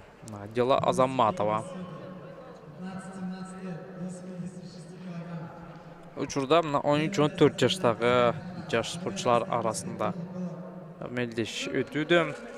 Кезектеги салмак категория 2 спортчуга тең ийгилик каалайбыз. Экөөсү тең жаңыдан кадам жасап жатканын белгилеп коелу. Бул турнирге көбүнчөсү ушул жаңы гана таэквондо менен алектенип, жаңы гана алгачкы ошол профессионалдык деңгээлде беттештерди өткөрүп жаткан спортчулар күч сынашып жаткандыгындагы маалымат иретинде айтып өтөлүм. Акыркы жылдары таэквондо боюнча улуттук курама команда өзгөчө ошол өспүрүмдөр деңгээлде өзгөчө ошол 10 жаштан 15 жашка чейинки жаш спортчуларыбыз дейли, мына ошолор эл аралык аренада көбүрөөк жыйынтыктарды көрсөтүүдө.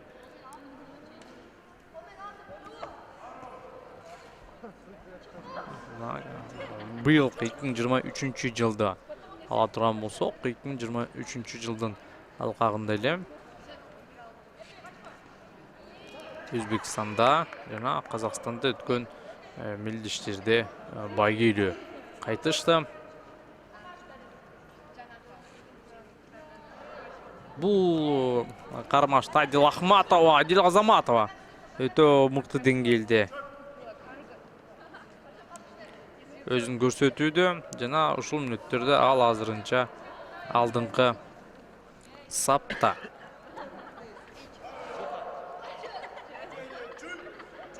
Эркайым Сапагалиеванын аракети ийгиликсиз, сөйдөгөндө каршы чабуулда Адила Азаматова атаандашын жерге кулатканга үлгүргөн. Кайрадан Адила Азаматова абалды оңой көзөмөлдөөдө, атаандашы бутун өйдө көтөрүп аны кабыл алууда.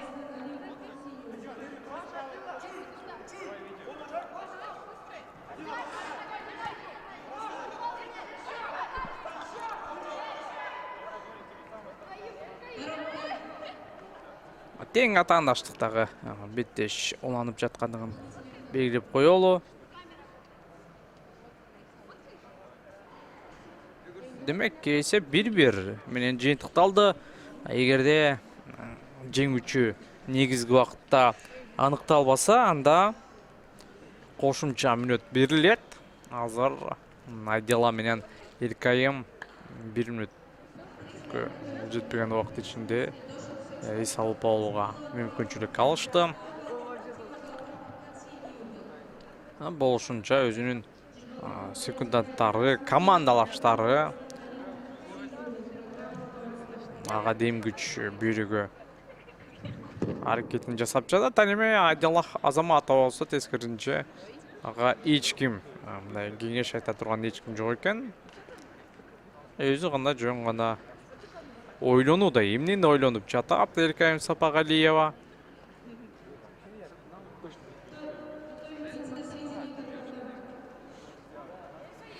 Тыныгууга, эс алып алууга берилген убакыттагы жыйынтыкталды. Таэквондочулар кайрадан килемдин ортосуна жакындап келишти.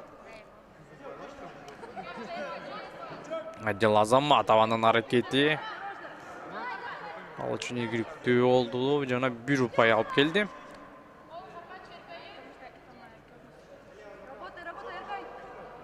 Таэквондо эми көбүрөөк башка спорт түрлөрүнө караганда каратеге окшош десек да турат. Анткени каратеде дагы ушул бут менен узаткан соккулар маанилүү.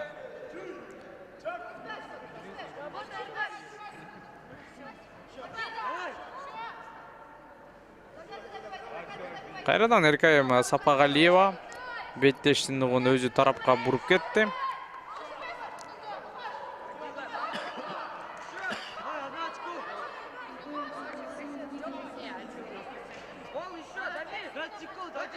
Таэквондо бул Корея Республикасынын улуттук уруш өнөр искусствосу. 1 мүнөт жыйынтыкталды жана Эркайым Сапагалиева. Эркайым Сапагалиева бул беттештин жеңүүчүсү болуп чыкты. Буга чейинки тыныгууда эч кандай бир машыктыруучусунун же секунданттын жардамы жок эле килемге чыккан. Жана сүйүнүчүнүн дароо шлемин чечип өйдө ыргытып өзүнүн жеңишин майрамдап жатат. Куттуктайбыз. Серкем Сапагалиева ошентип өз салмак чембирдигинде, өз салмак категориясында Бишкек шаарынын биринчилигинин жеңүүчүсү болуп чыкты.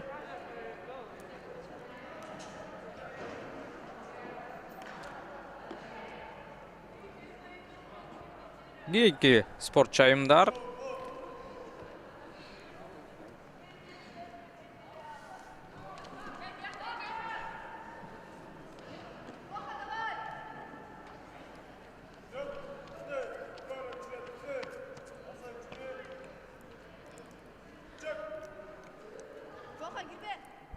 Нурайым Исмаилова жана Гаухар Аптиева экөөсү тең бир клубтан, спорт клуб Капкан. Демек бири-бирин кандайдыр бир деңгээлде таанышат десек дагы туура болот.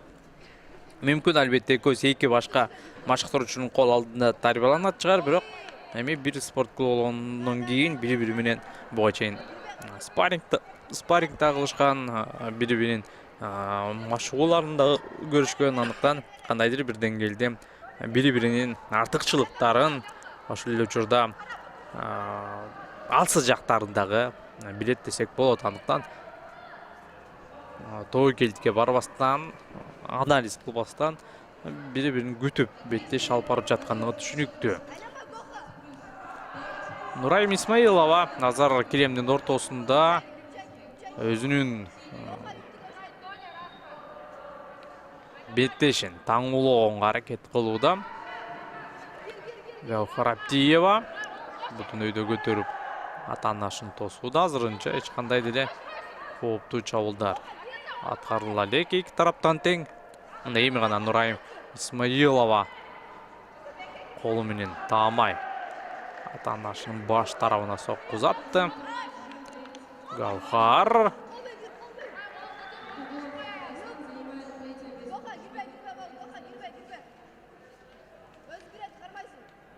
мынакей Гаухар Аптиеванын машыктыруучусунун кеңештери бизге дагы угулууда. Гаухарга тескерисинче ошол биринчи номер менен иштөөнүн кажети жок экендигин айтууда. Атаандашы чабуул баштаган учурда каршы чабуулда кармаш керек экендигин айтууда. Мына ушундай кеңеш Гаухарга азырынча 3-0 эсебинде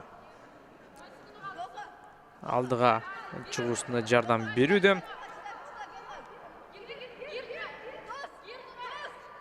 Нурайым Исмаилова атаандашын качырууда.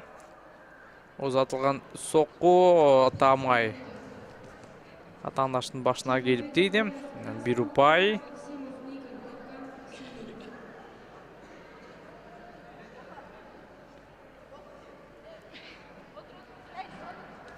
Демек негизги убакыт жыйынтыкталды. Нурайым Исмаилова менен Гаухар Аптиева эсеп сандары тең болгондугуна байланыштуу кошумча убакыт.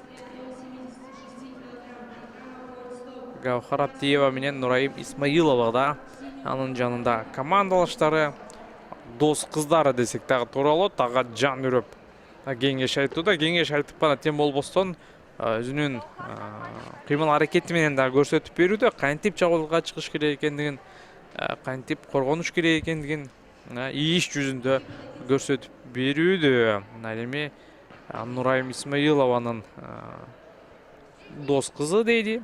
Ал жөн гана ошол одеки сөз менен айтып түшүндүрүүдө. Эми кимисинин кеңеши, кимисинин ою эффективдүү болот, байкайлы.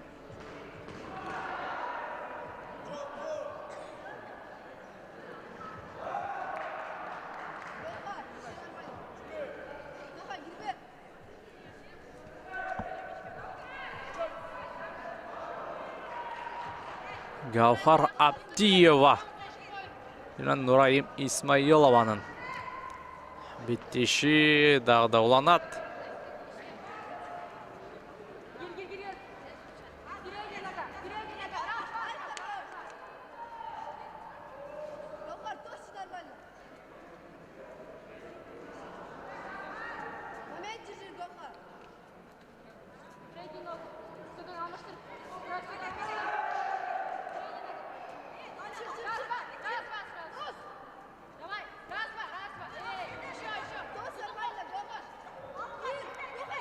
Гаухар Аптиева азыр буга чейинки өзүнүн секунданттары айткан идеяны карманууда десек туура болот. Себеби дегенде ал дагы да болсо ошол артка чейинип экинчи номер менен иштеп жатат. Эми гана эсеп айырмасында утулуп жаткандыгына байланыштуу чабуулга чыгууда. Акыркы 2 секунда жана Гаухар Аптиева жеңүүчү болуп чыкты. Гаухар Аптиева Капкан спорт клубунун өкүлү.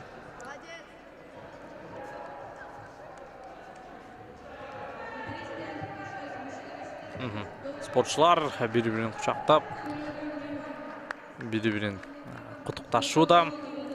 Жана Гаухар Аптиеваны биз чын жүрөктөн куттуктайбыз. Аними Нурайым, байкасаңыздар, албетте ал алтын медаль үчүн бул турнирге катышкандыгын байкасак болот. Эми кээ бир жаңы гана машыгып келе жаткан спортчулар үчүн жөн гана машыгуу бул, жо ийгилик болсо көркөр үчүн жөн гана ушундай ийгилик турнирде катышуу бул. Жеңиш болсо кээ бирлери үчүн алдыңкы үчүлдүккө кирүү дагы жакшы жыйынтык болот. Бирок кээ биркилер үчүн бир гана алтын, бир гана биринчи орун бар. Мына ошондой максат коюп келген Нурайым, өзүңүздөр байкагандай, бул беттештен кийин жеңилип маанай түшүп калгандыгын көрүүдөсүздөр. Бектур Турарбек уулу Газпром, демек жергиликтүү спорт клубунун өкүлү. Бул аренаны абдан жакшы билет. Ошол килемди дагы билет десек болот. Ушул килемдин үстүндө машыгып келген. Жана Бектур Турарбек уулунун атаандашы Эрем спорт клубунан Ырысбек Жаныбеков. Ал мына мээлейлеринен алмаштырып айырмалап билсеңиздер болот.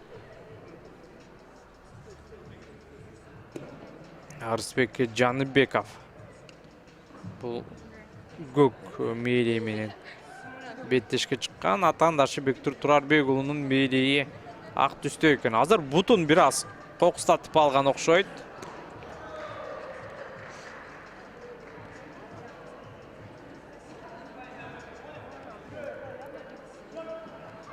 Жанындагы анын машыктыруучусу тез аранын ичинде жардам берүүгө жетишти. Жана Бектур Турарбек уулу андан ары беттешти. Улантууга бел байлап турат.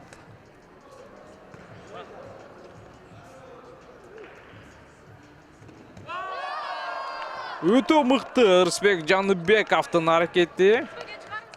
Ата Ырысбек Жаныбеков үчүн бул нерсе упай алып келип берди. Ырысбек Жаныбековдун аракеттери, жобосу анын чабуулдары таамай болууда. Бектур Турарбек уулу эми гана бир аз жиндене түштү. Атаандашын килемдин ичине жолотпостон сыртка чыгарууда. Азыр ушул жерден качып кутулуш керек. Жада калса ортодо калыстагы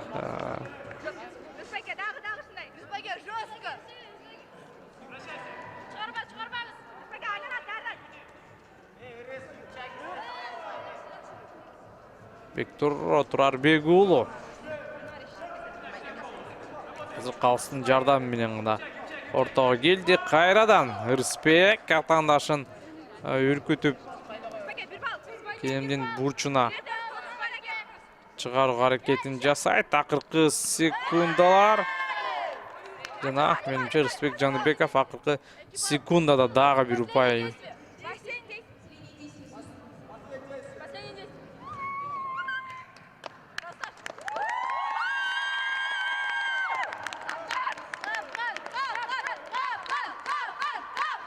Ырысбек Жаныбеков Эрем спорт клубунун өкүлү.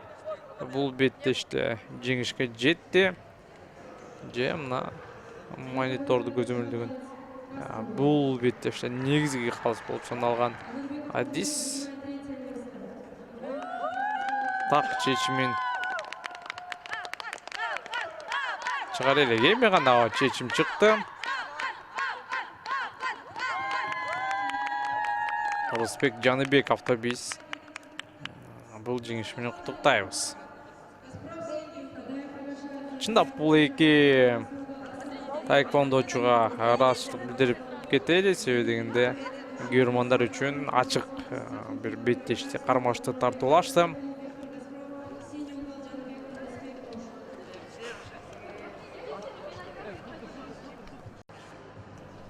Урматтуу көрөрмандар, КТРК Спорт телеканалында таэквондо боюнча Бишкек шаарынын биринчилиги өтүп жатат. Өспүрүм балдар арасындагы турнир жогорку деңгээлде өткөрүлүүдө. Бул жакта жаңы гана ошол таэквондо спорту менен таанышып, жаңыдан машыгы башташкан спортчулар катышууда. Көпчүлүгү ушул кезде мына жаңы гана калыстык милдетти аткарып, жаңы гана калыстык бир тренингтерди өтүп, келечекте эл аралык деңгээлде улуттук даражада калыс болом дегендер дагы өздөрүнүн алгачкы тажрыйбасын алууда десек болот. Себебинде көпчүлүк калыстар дагы жаш 17-18 жаштагы, ашып кетсе 20 жаштагы жаш адистер экендигин байкасаңыздар болот.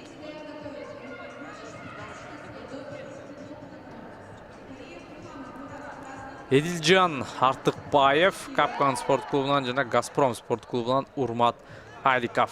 Жалпы медалдык эсепте дагы менимче дал ушул эки команда биринчилик үчүн ат салышат. Себебинде бул эки клубтун өкүлдөрү өтө көп. Финалдык бөлүккө чыккандар көп. Жана ушул учурда финалдык бөлүк эмес, жалпы катышуучулардын саны боюнча дагы бул эки команданын өкүлдөрү көптүк кыларын айтып кетели. Эдилжан Артыкбаев азыр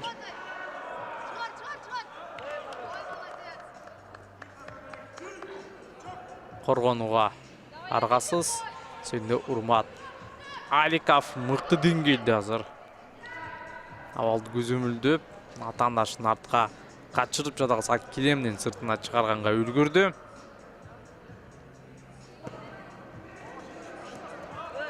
Кайрадан Урмат Аликов бул рет алыскы колу менен кросс соккусун узаткан.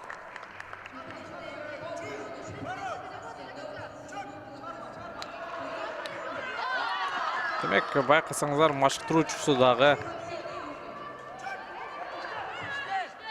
Эдилжан Артыкбаевди алдыга сүрөп, атаандашын тимдин ичине киргизбегенге аракет кылыш керек экенин айтууда. Бирок Урмат Аликов каршы чабуулдарда көбүрөөк буту менен таанбай соккуларды аткарууда.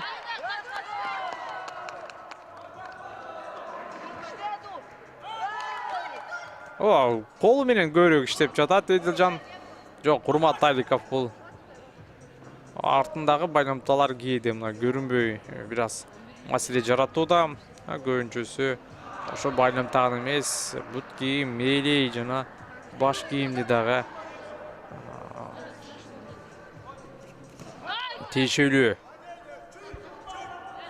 түстөгө кийип чыгыш керек деп эрежеге жазып койсо жакшы болмок. Азыр көк шлем, көк мээлей менен тескерисинче кызыл бурчтагы мушкер мушташууда. Неме тескерисинче көк бурчтагы спортчу кызыл мээлей, кызыл шлем менен килем үстүнө чыккан. Негизги убакыт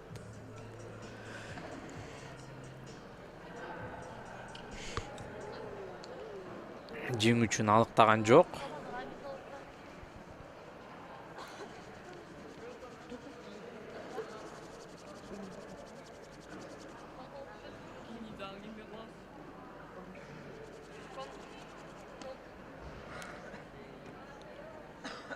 Урмат Аликов экраныңыздарда. Анын башкаруучусу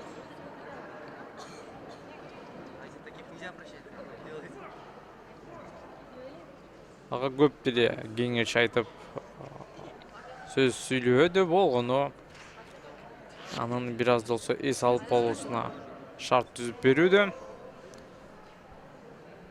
Спортчулар даяр, машыктыруучулары баш кийимдерин жана тиш калкандарын салып ортого жөнөтүштү.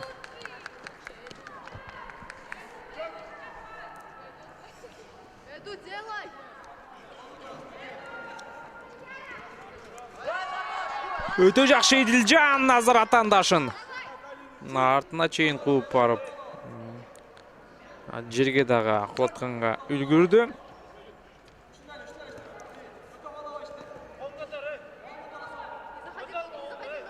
Эдилжан Артыкбаев атандашын күтүүдө, эми гана сол буту менен атандашын түртүп, ой, өтө мыкты. Урмат Айликовдун артыкчылыгынын ушул колундагы соккуларында окшойт. Себебинде биринчи мүнөттөрдөн баштап, биринчи секундтардан баштап эле колун көп кошууда.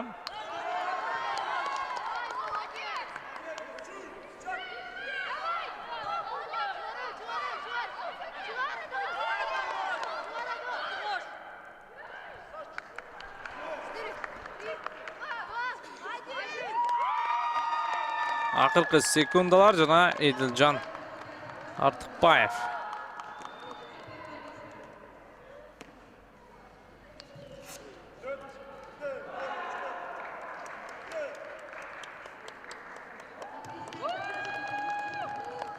Эдилжан Артыкбаев жеңишке жетти. Азыр тескеринче башына байкасаңыздар, Эдилжан Артыкбаев кайгырып атандашы сүйүнүп жаткандай таасир калтырган. Же болбосо эки спортчунун сүйүнүчү менен кайгысы башкалардан айырмаланып айтор. Алардын аракеттерин ачык айтканда түшүнүү бир аз татаал болду. Кийинки финалдык беттеш калыстар даяр. Мына калыс спортчулардын даярдыгын текшерүүдө. Хасан Жувелек Чаубай спорт клубу жана Газпром спорт клубунан Канат Эсинаманов.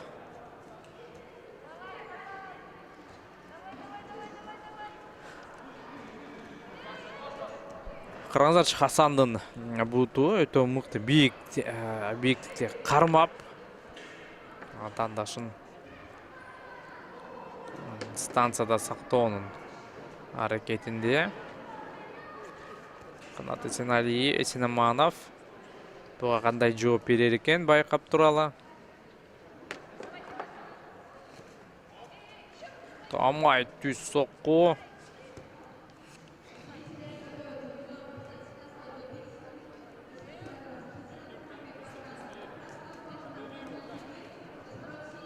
Бирок азырынча эки спортчу жөн гана бири-бирин ошол артка чегиндирип, коркутуу менен гана чектелүүдө. Себебинде башка чабуулдагы аракеттеринде эле байкабай турабыз бул эки спортчунун. Канат Эсинаманов бир аз бою узунураак. Демек, бутунун дагы узундугун белгилеп, ушул аралыктан биринчи сокку затса ага ийгилик алып келмек беле деген ой. Хасан Жувелек болсо тескерисинче чабуулга чыкканы менен акыр аягына чейин мына тобокелдикке баруудан коркуп жатат окшойт. Натыйжалуу бир чабуулду көрө элек, эки тараптын тең эсеп сандары ачыла элек.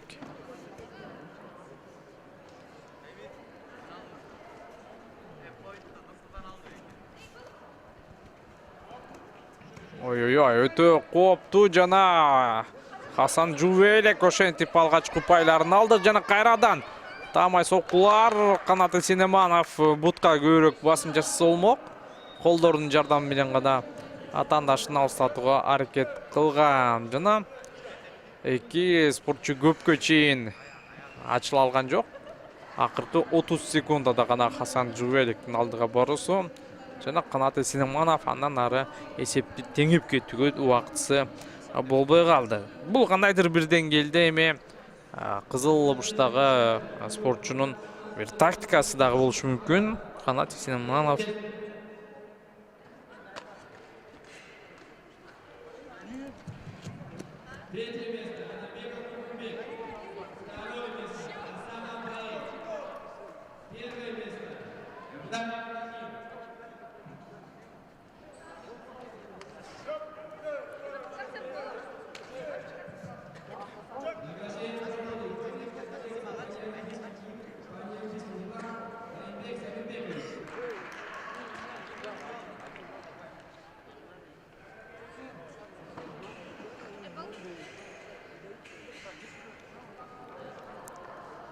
Kurmanbek Захреддинов жана Темир Турдубек уулу. Демек, эмне болду? Монитор дайыр эмеспи же калыстар толук дайыр эмести?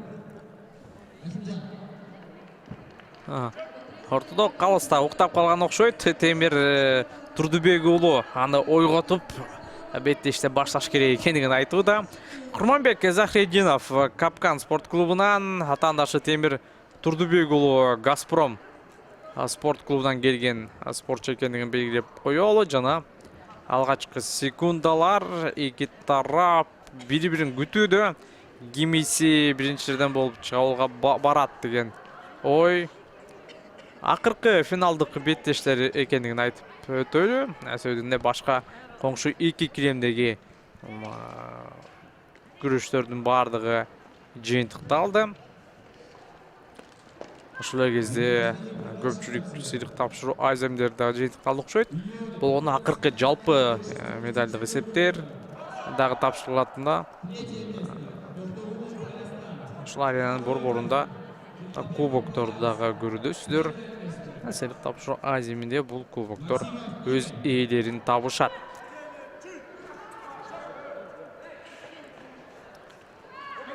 Темир Турдубек уулу калыстын артына жашынууга аракетин кылды.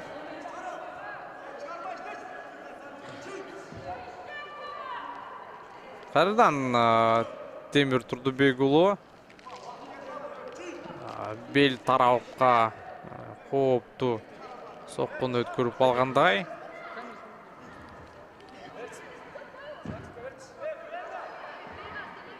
Жана тайм-аут экендигин көрсөттү. Демек, Темир Турдубек уулу бир жаракат алып калгандай. Борборго качып келсе болмок, бирок Темир Турдубек уулу андай аракетке барбай жатат. Кайрадан атаандашынын чабуулдары.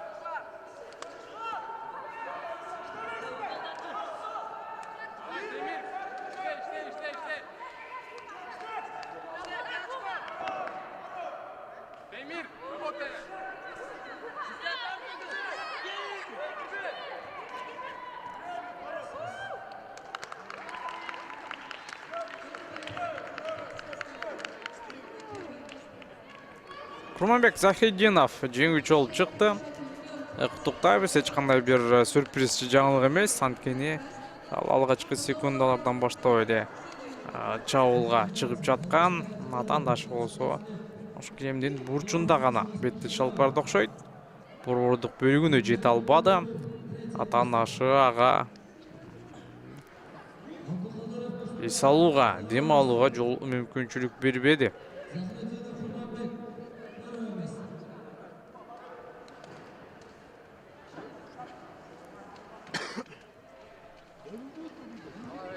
Кийинки тайквондочулар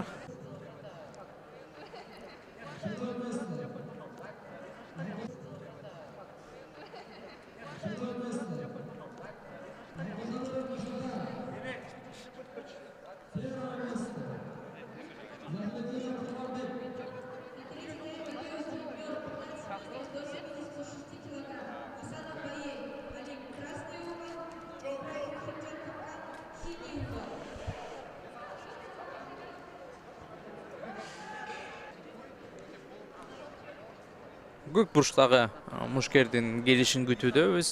Калыс спортчулардын беттешке даярдыктарын көрүп, бардыгы эреженин алкагында экендигин байкаган соң беттешти баштаганга уруксат берүүдө. Игорь Максимов Капкан спорт клубу жана атаандашы Баястан Токтогулов Максимов чүй деген деле атаандашын жакын жол отпостон жерге кулатты, дагы бир бутун үйдө көкөлөтө башка тебүүсү.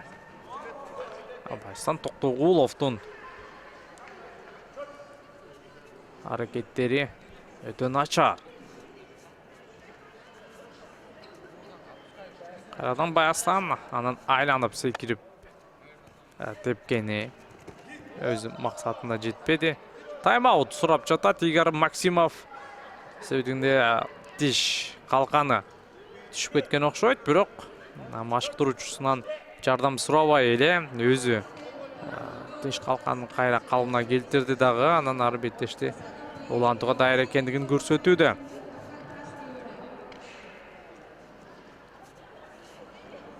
Байсан Токтогулов бирде оң тарапта, бирде сол тарапта стойкага туруп, атаандашынын айласын кетирүүнүн жолунда.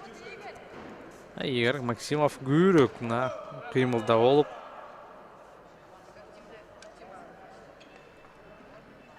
соккуларды жасап жатат. Тайм-аут. Игорь Максимовго азыр жардам керек. Жана Игорь Максимов машыктыруучусу менен биргеликте дарыгерлердин жанына бара жатат. Игорь Максимовдун кайрадан киремдин ортосуна келишин күтүп калабыз.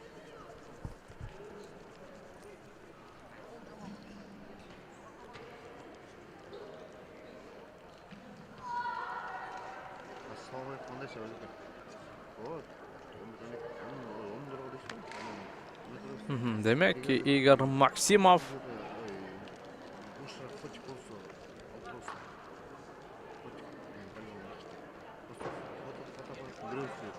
бет жагынан жаракат алгандай, дарыгерлер ага өзүнүн жардамын көрсөтүүдө. Эми чоң деле албетте жаракат эмес. Ошол себептен Игорь Максимов кайрадан беттешти улантууга толук түрдө мүмкүнчүлүгү бар.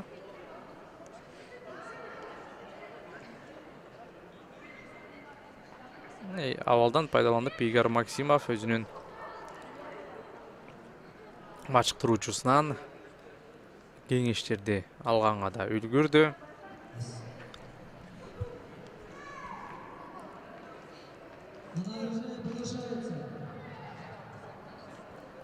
Игорь Максимов азыр алдыда бир натыйжалуу буту менен сокку узаткандыгы ага 3 пай алып келген болчу. Байсан Токтогулов азыр активдүүлүгүн башташ керек. Биринчи номер менен кармашты улантууну антпесе убакыт тез бүтөт. Мына бул беттештин бүтөрүнө дагы 30 секунда деп убакыт калды окшойт.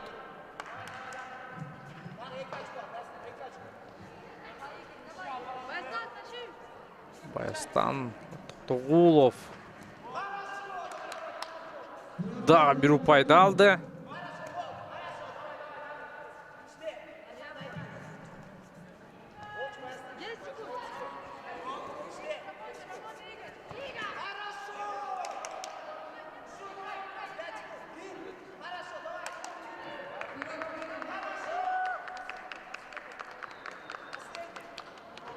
Беттеш жыйынтыкталды. Жана Игорь Максимов Капкан спорт клубунун өкүлү. Бул беттеште жеңүүчү болуп чыкты. Биз чын жүрөктөн Игорь Максимовду Бишкек биринчилигинин алтын медалын тагыныш менен куттуктайбыз. Дагы бир финалдык беттеш. 14-15 жаштагы спортчулар арасындагы бул турнирдеги оор салмак категориялардын биринде Рахимжан Ибраев менен Байел Асанов алтын медаль үчүн талашат. Капкан спорт клубу Рахимжан Ибраев, алеме Байел Асанов болсо Алим спорт клубунун өкүлү.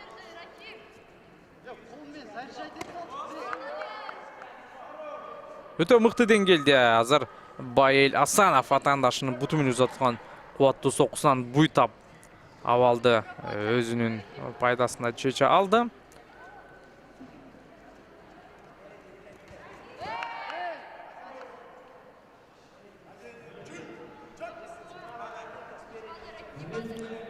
тап берүү менен азыр атаандаштарын артка чегинүүгө аргасы кылууда. Байыл Асанов абалды көзөмөлдөөдө.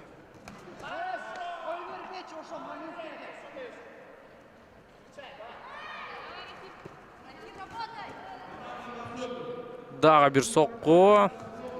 Рахимжан Ибраевдин аткаруусунда бирок текке кетти сөйдөгөндө. Атаандашына таамай барбады. Андан ары Рахимжан өтө мыкты сериялык буттуу менен узатылган соккулар.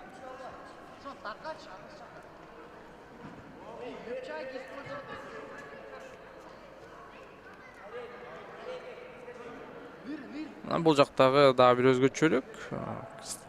Кремдин сыртына чыккандан кийин ортосун алып келбестен ошол бурчта кремге киргизип кайра дароо ошол жерден беттешти. Улантып кетүүсүндө мисалы ушул эле башка спорттук күрөш боюнча мелдештерде же башка ушул эле алыш күрөшү болобу, күрөш стилдеринде кайсы бир спортчу кремдин сыртына чыгат болбосо кийинки беттеш кайрадан ошол кремдин борборунан башталат. Байыл Асанов атаандаштын артынан кууп упа иштеп табуунун аракетинде сөйдөгөндө ал азырынча жеңилүүдө, андыктан анын активдүүлүгүн түшүнсөк болот. Мында күйөрмандары дагы канча убакыт калгандыгын айтып аны алдыга сүрөп дем берип жаткан. Бирок жыйынтыгында ал үлгүрбөдү. Жана кызыл бурчтан чыккан Рахимжан Ибраев Капкан спорт клубунун өкүлү Бишкек биринчилигинде алтын медалдын ээси болду. Куттуктайбыз.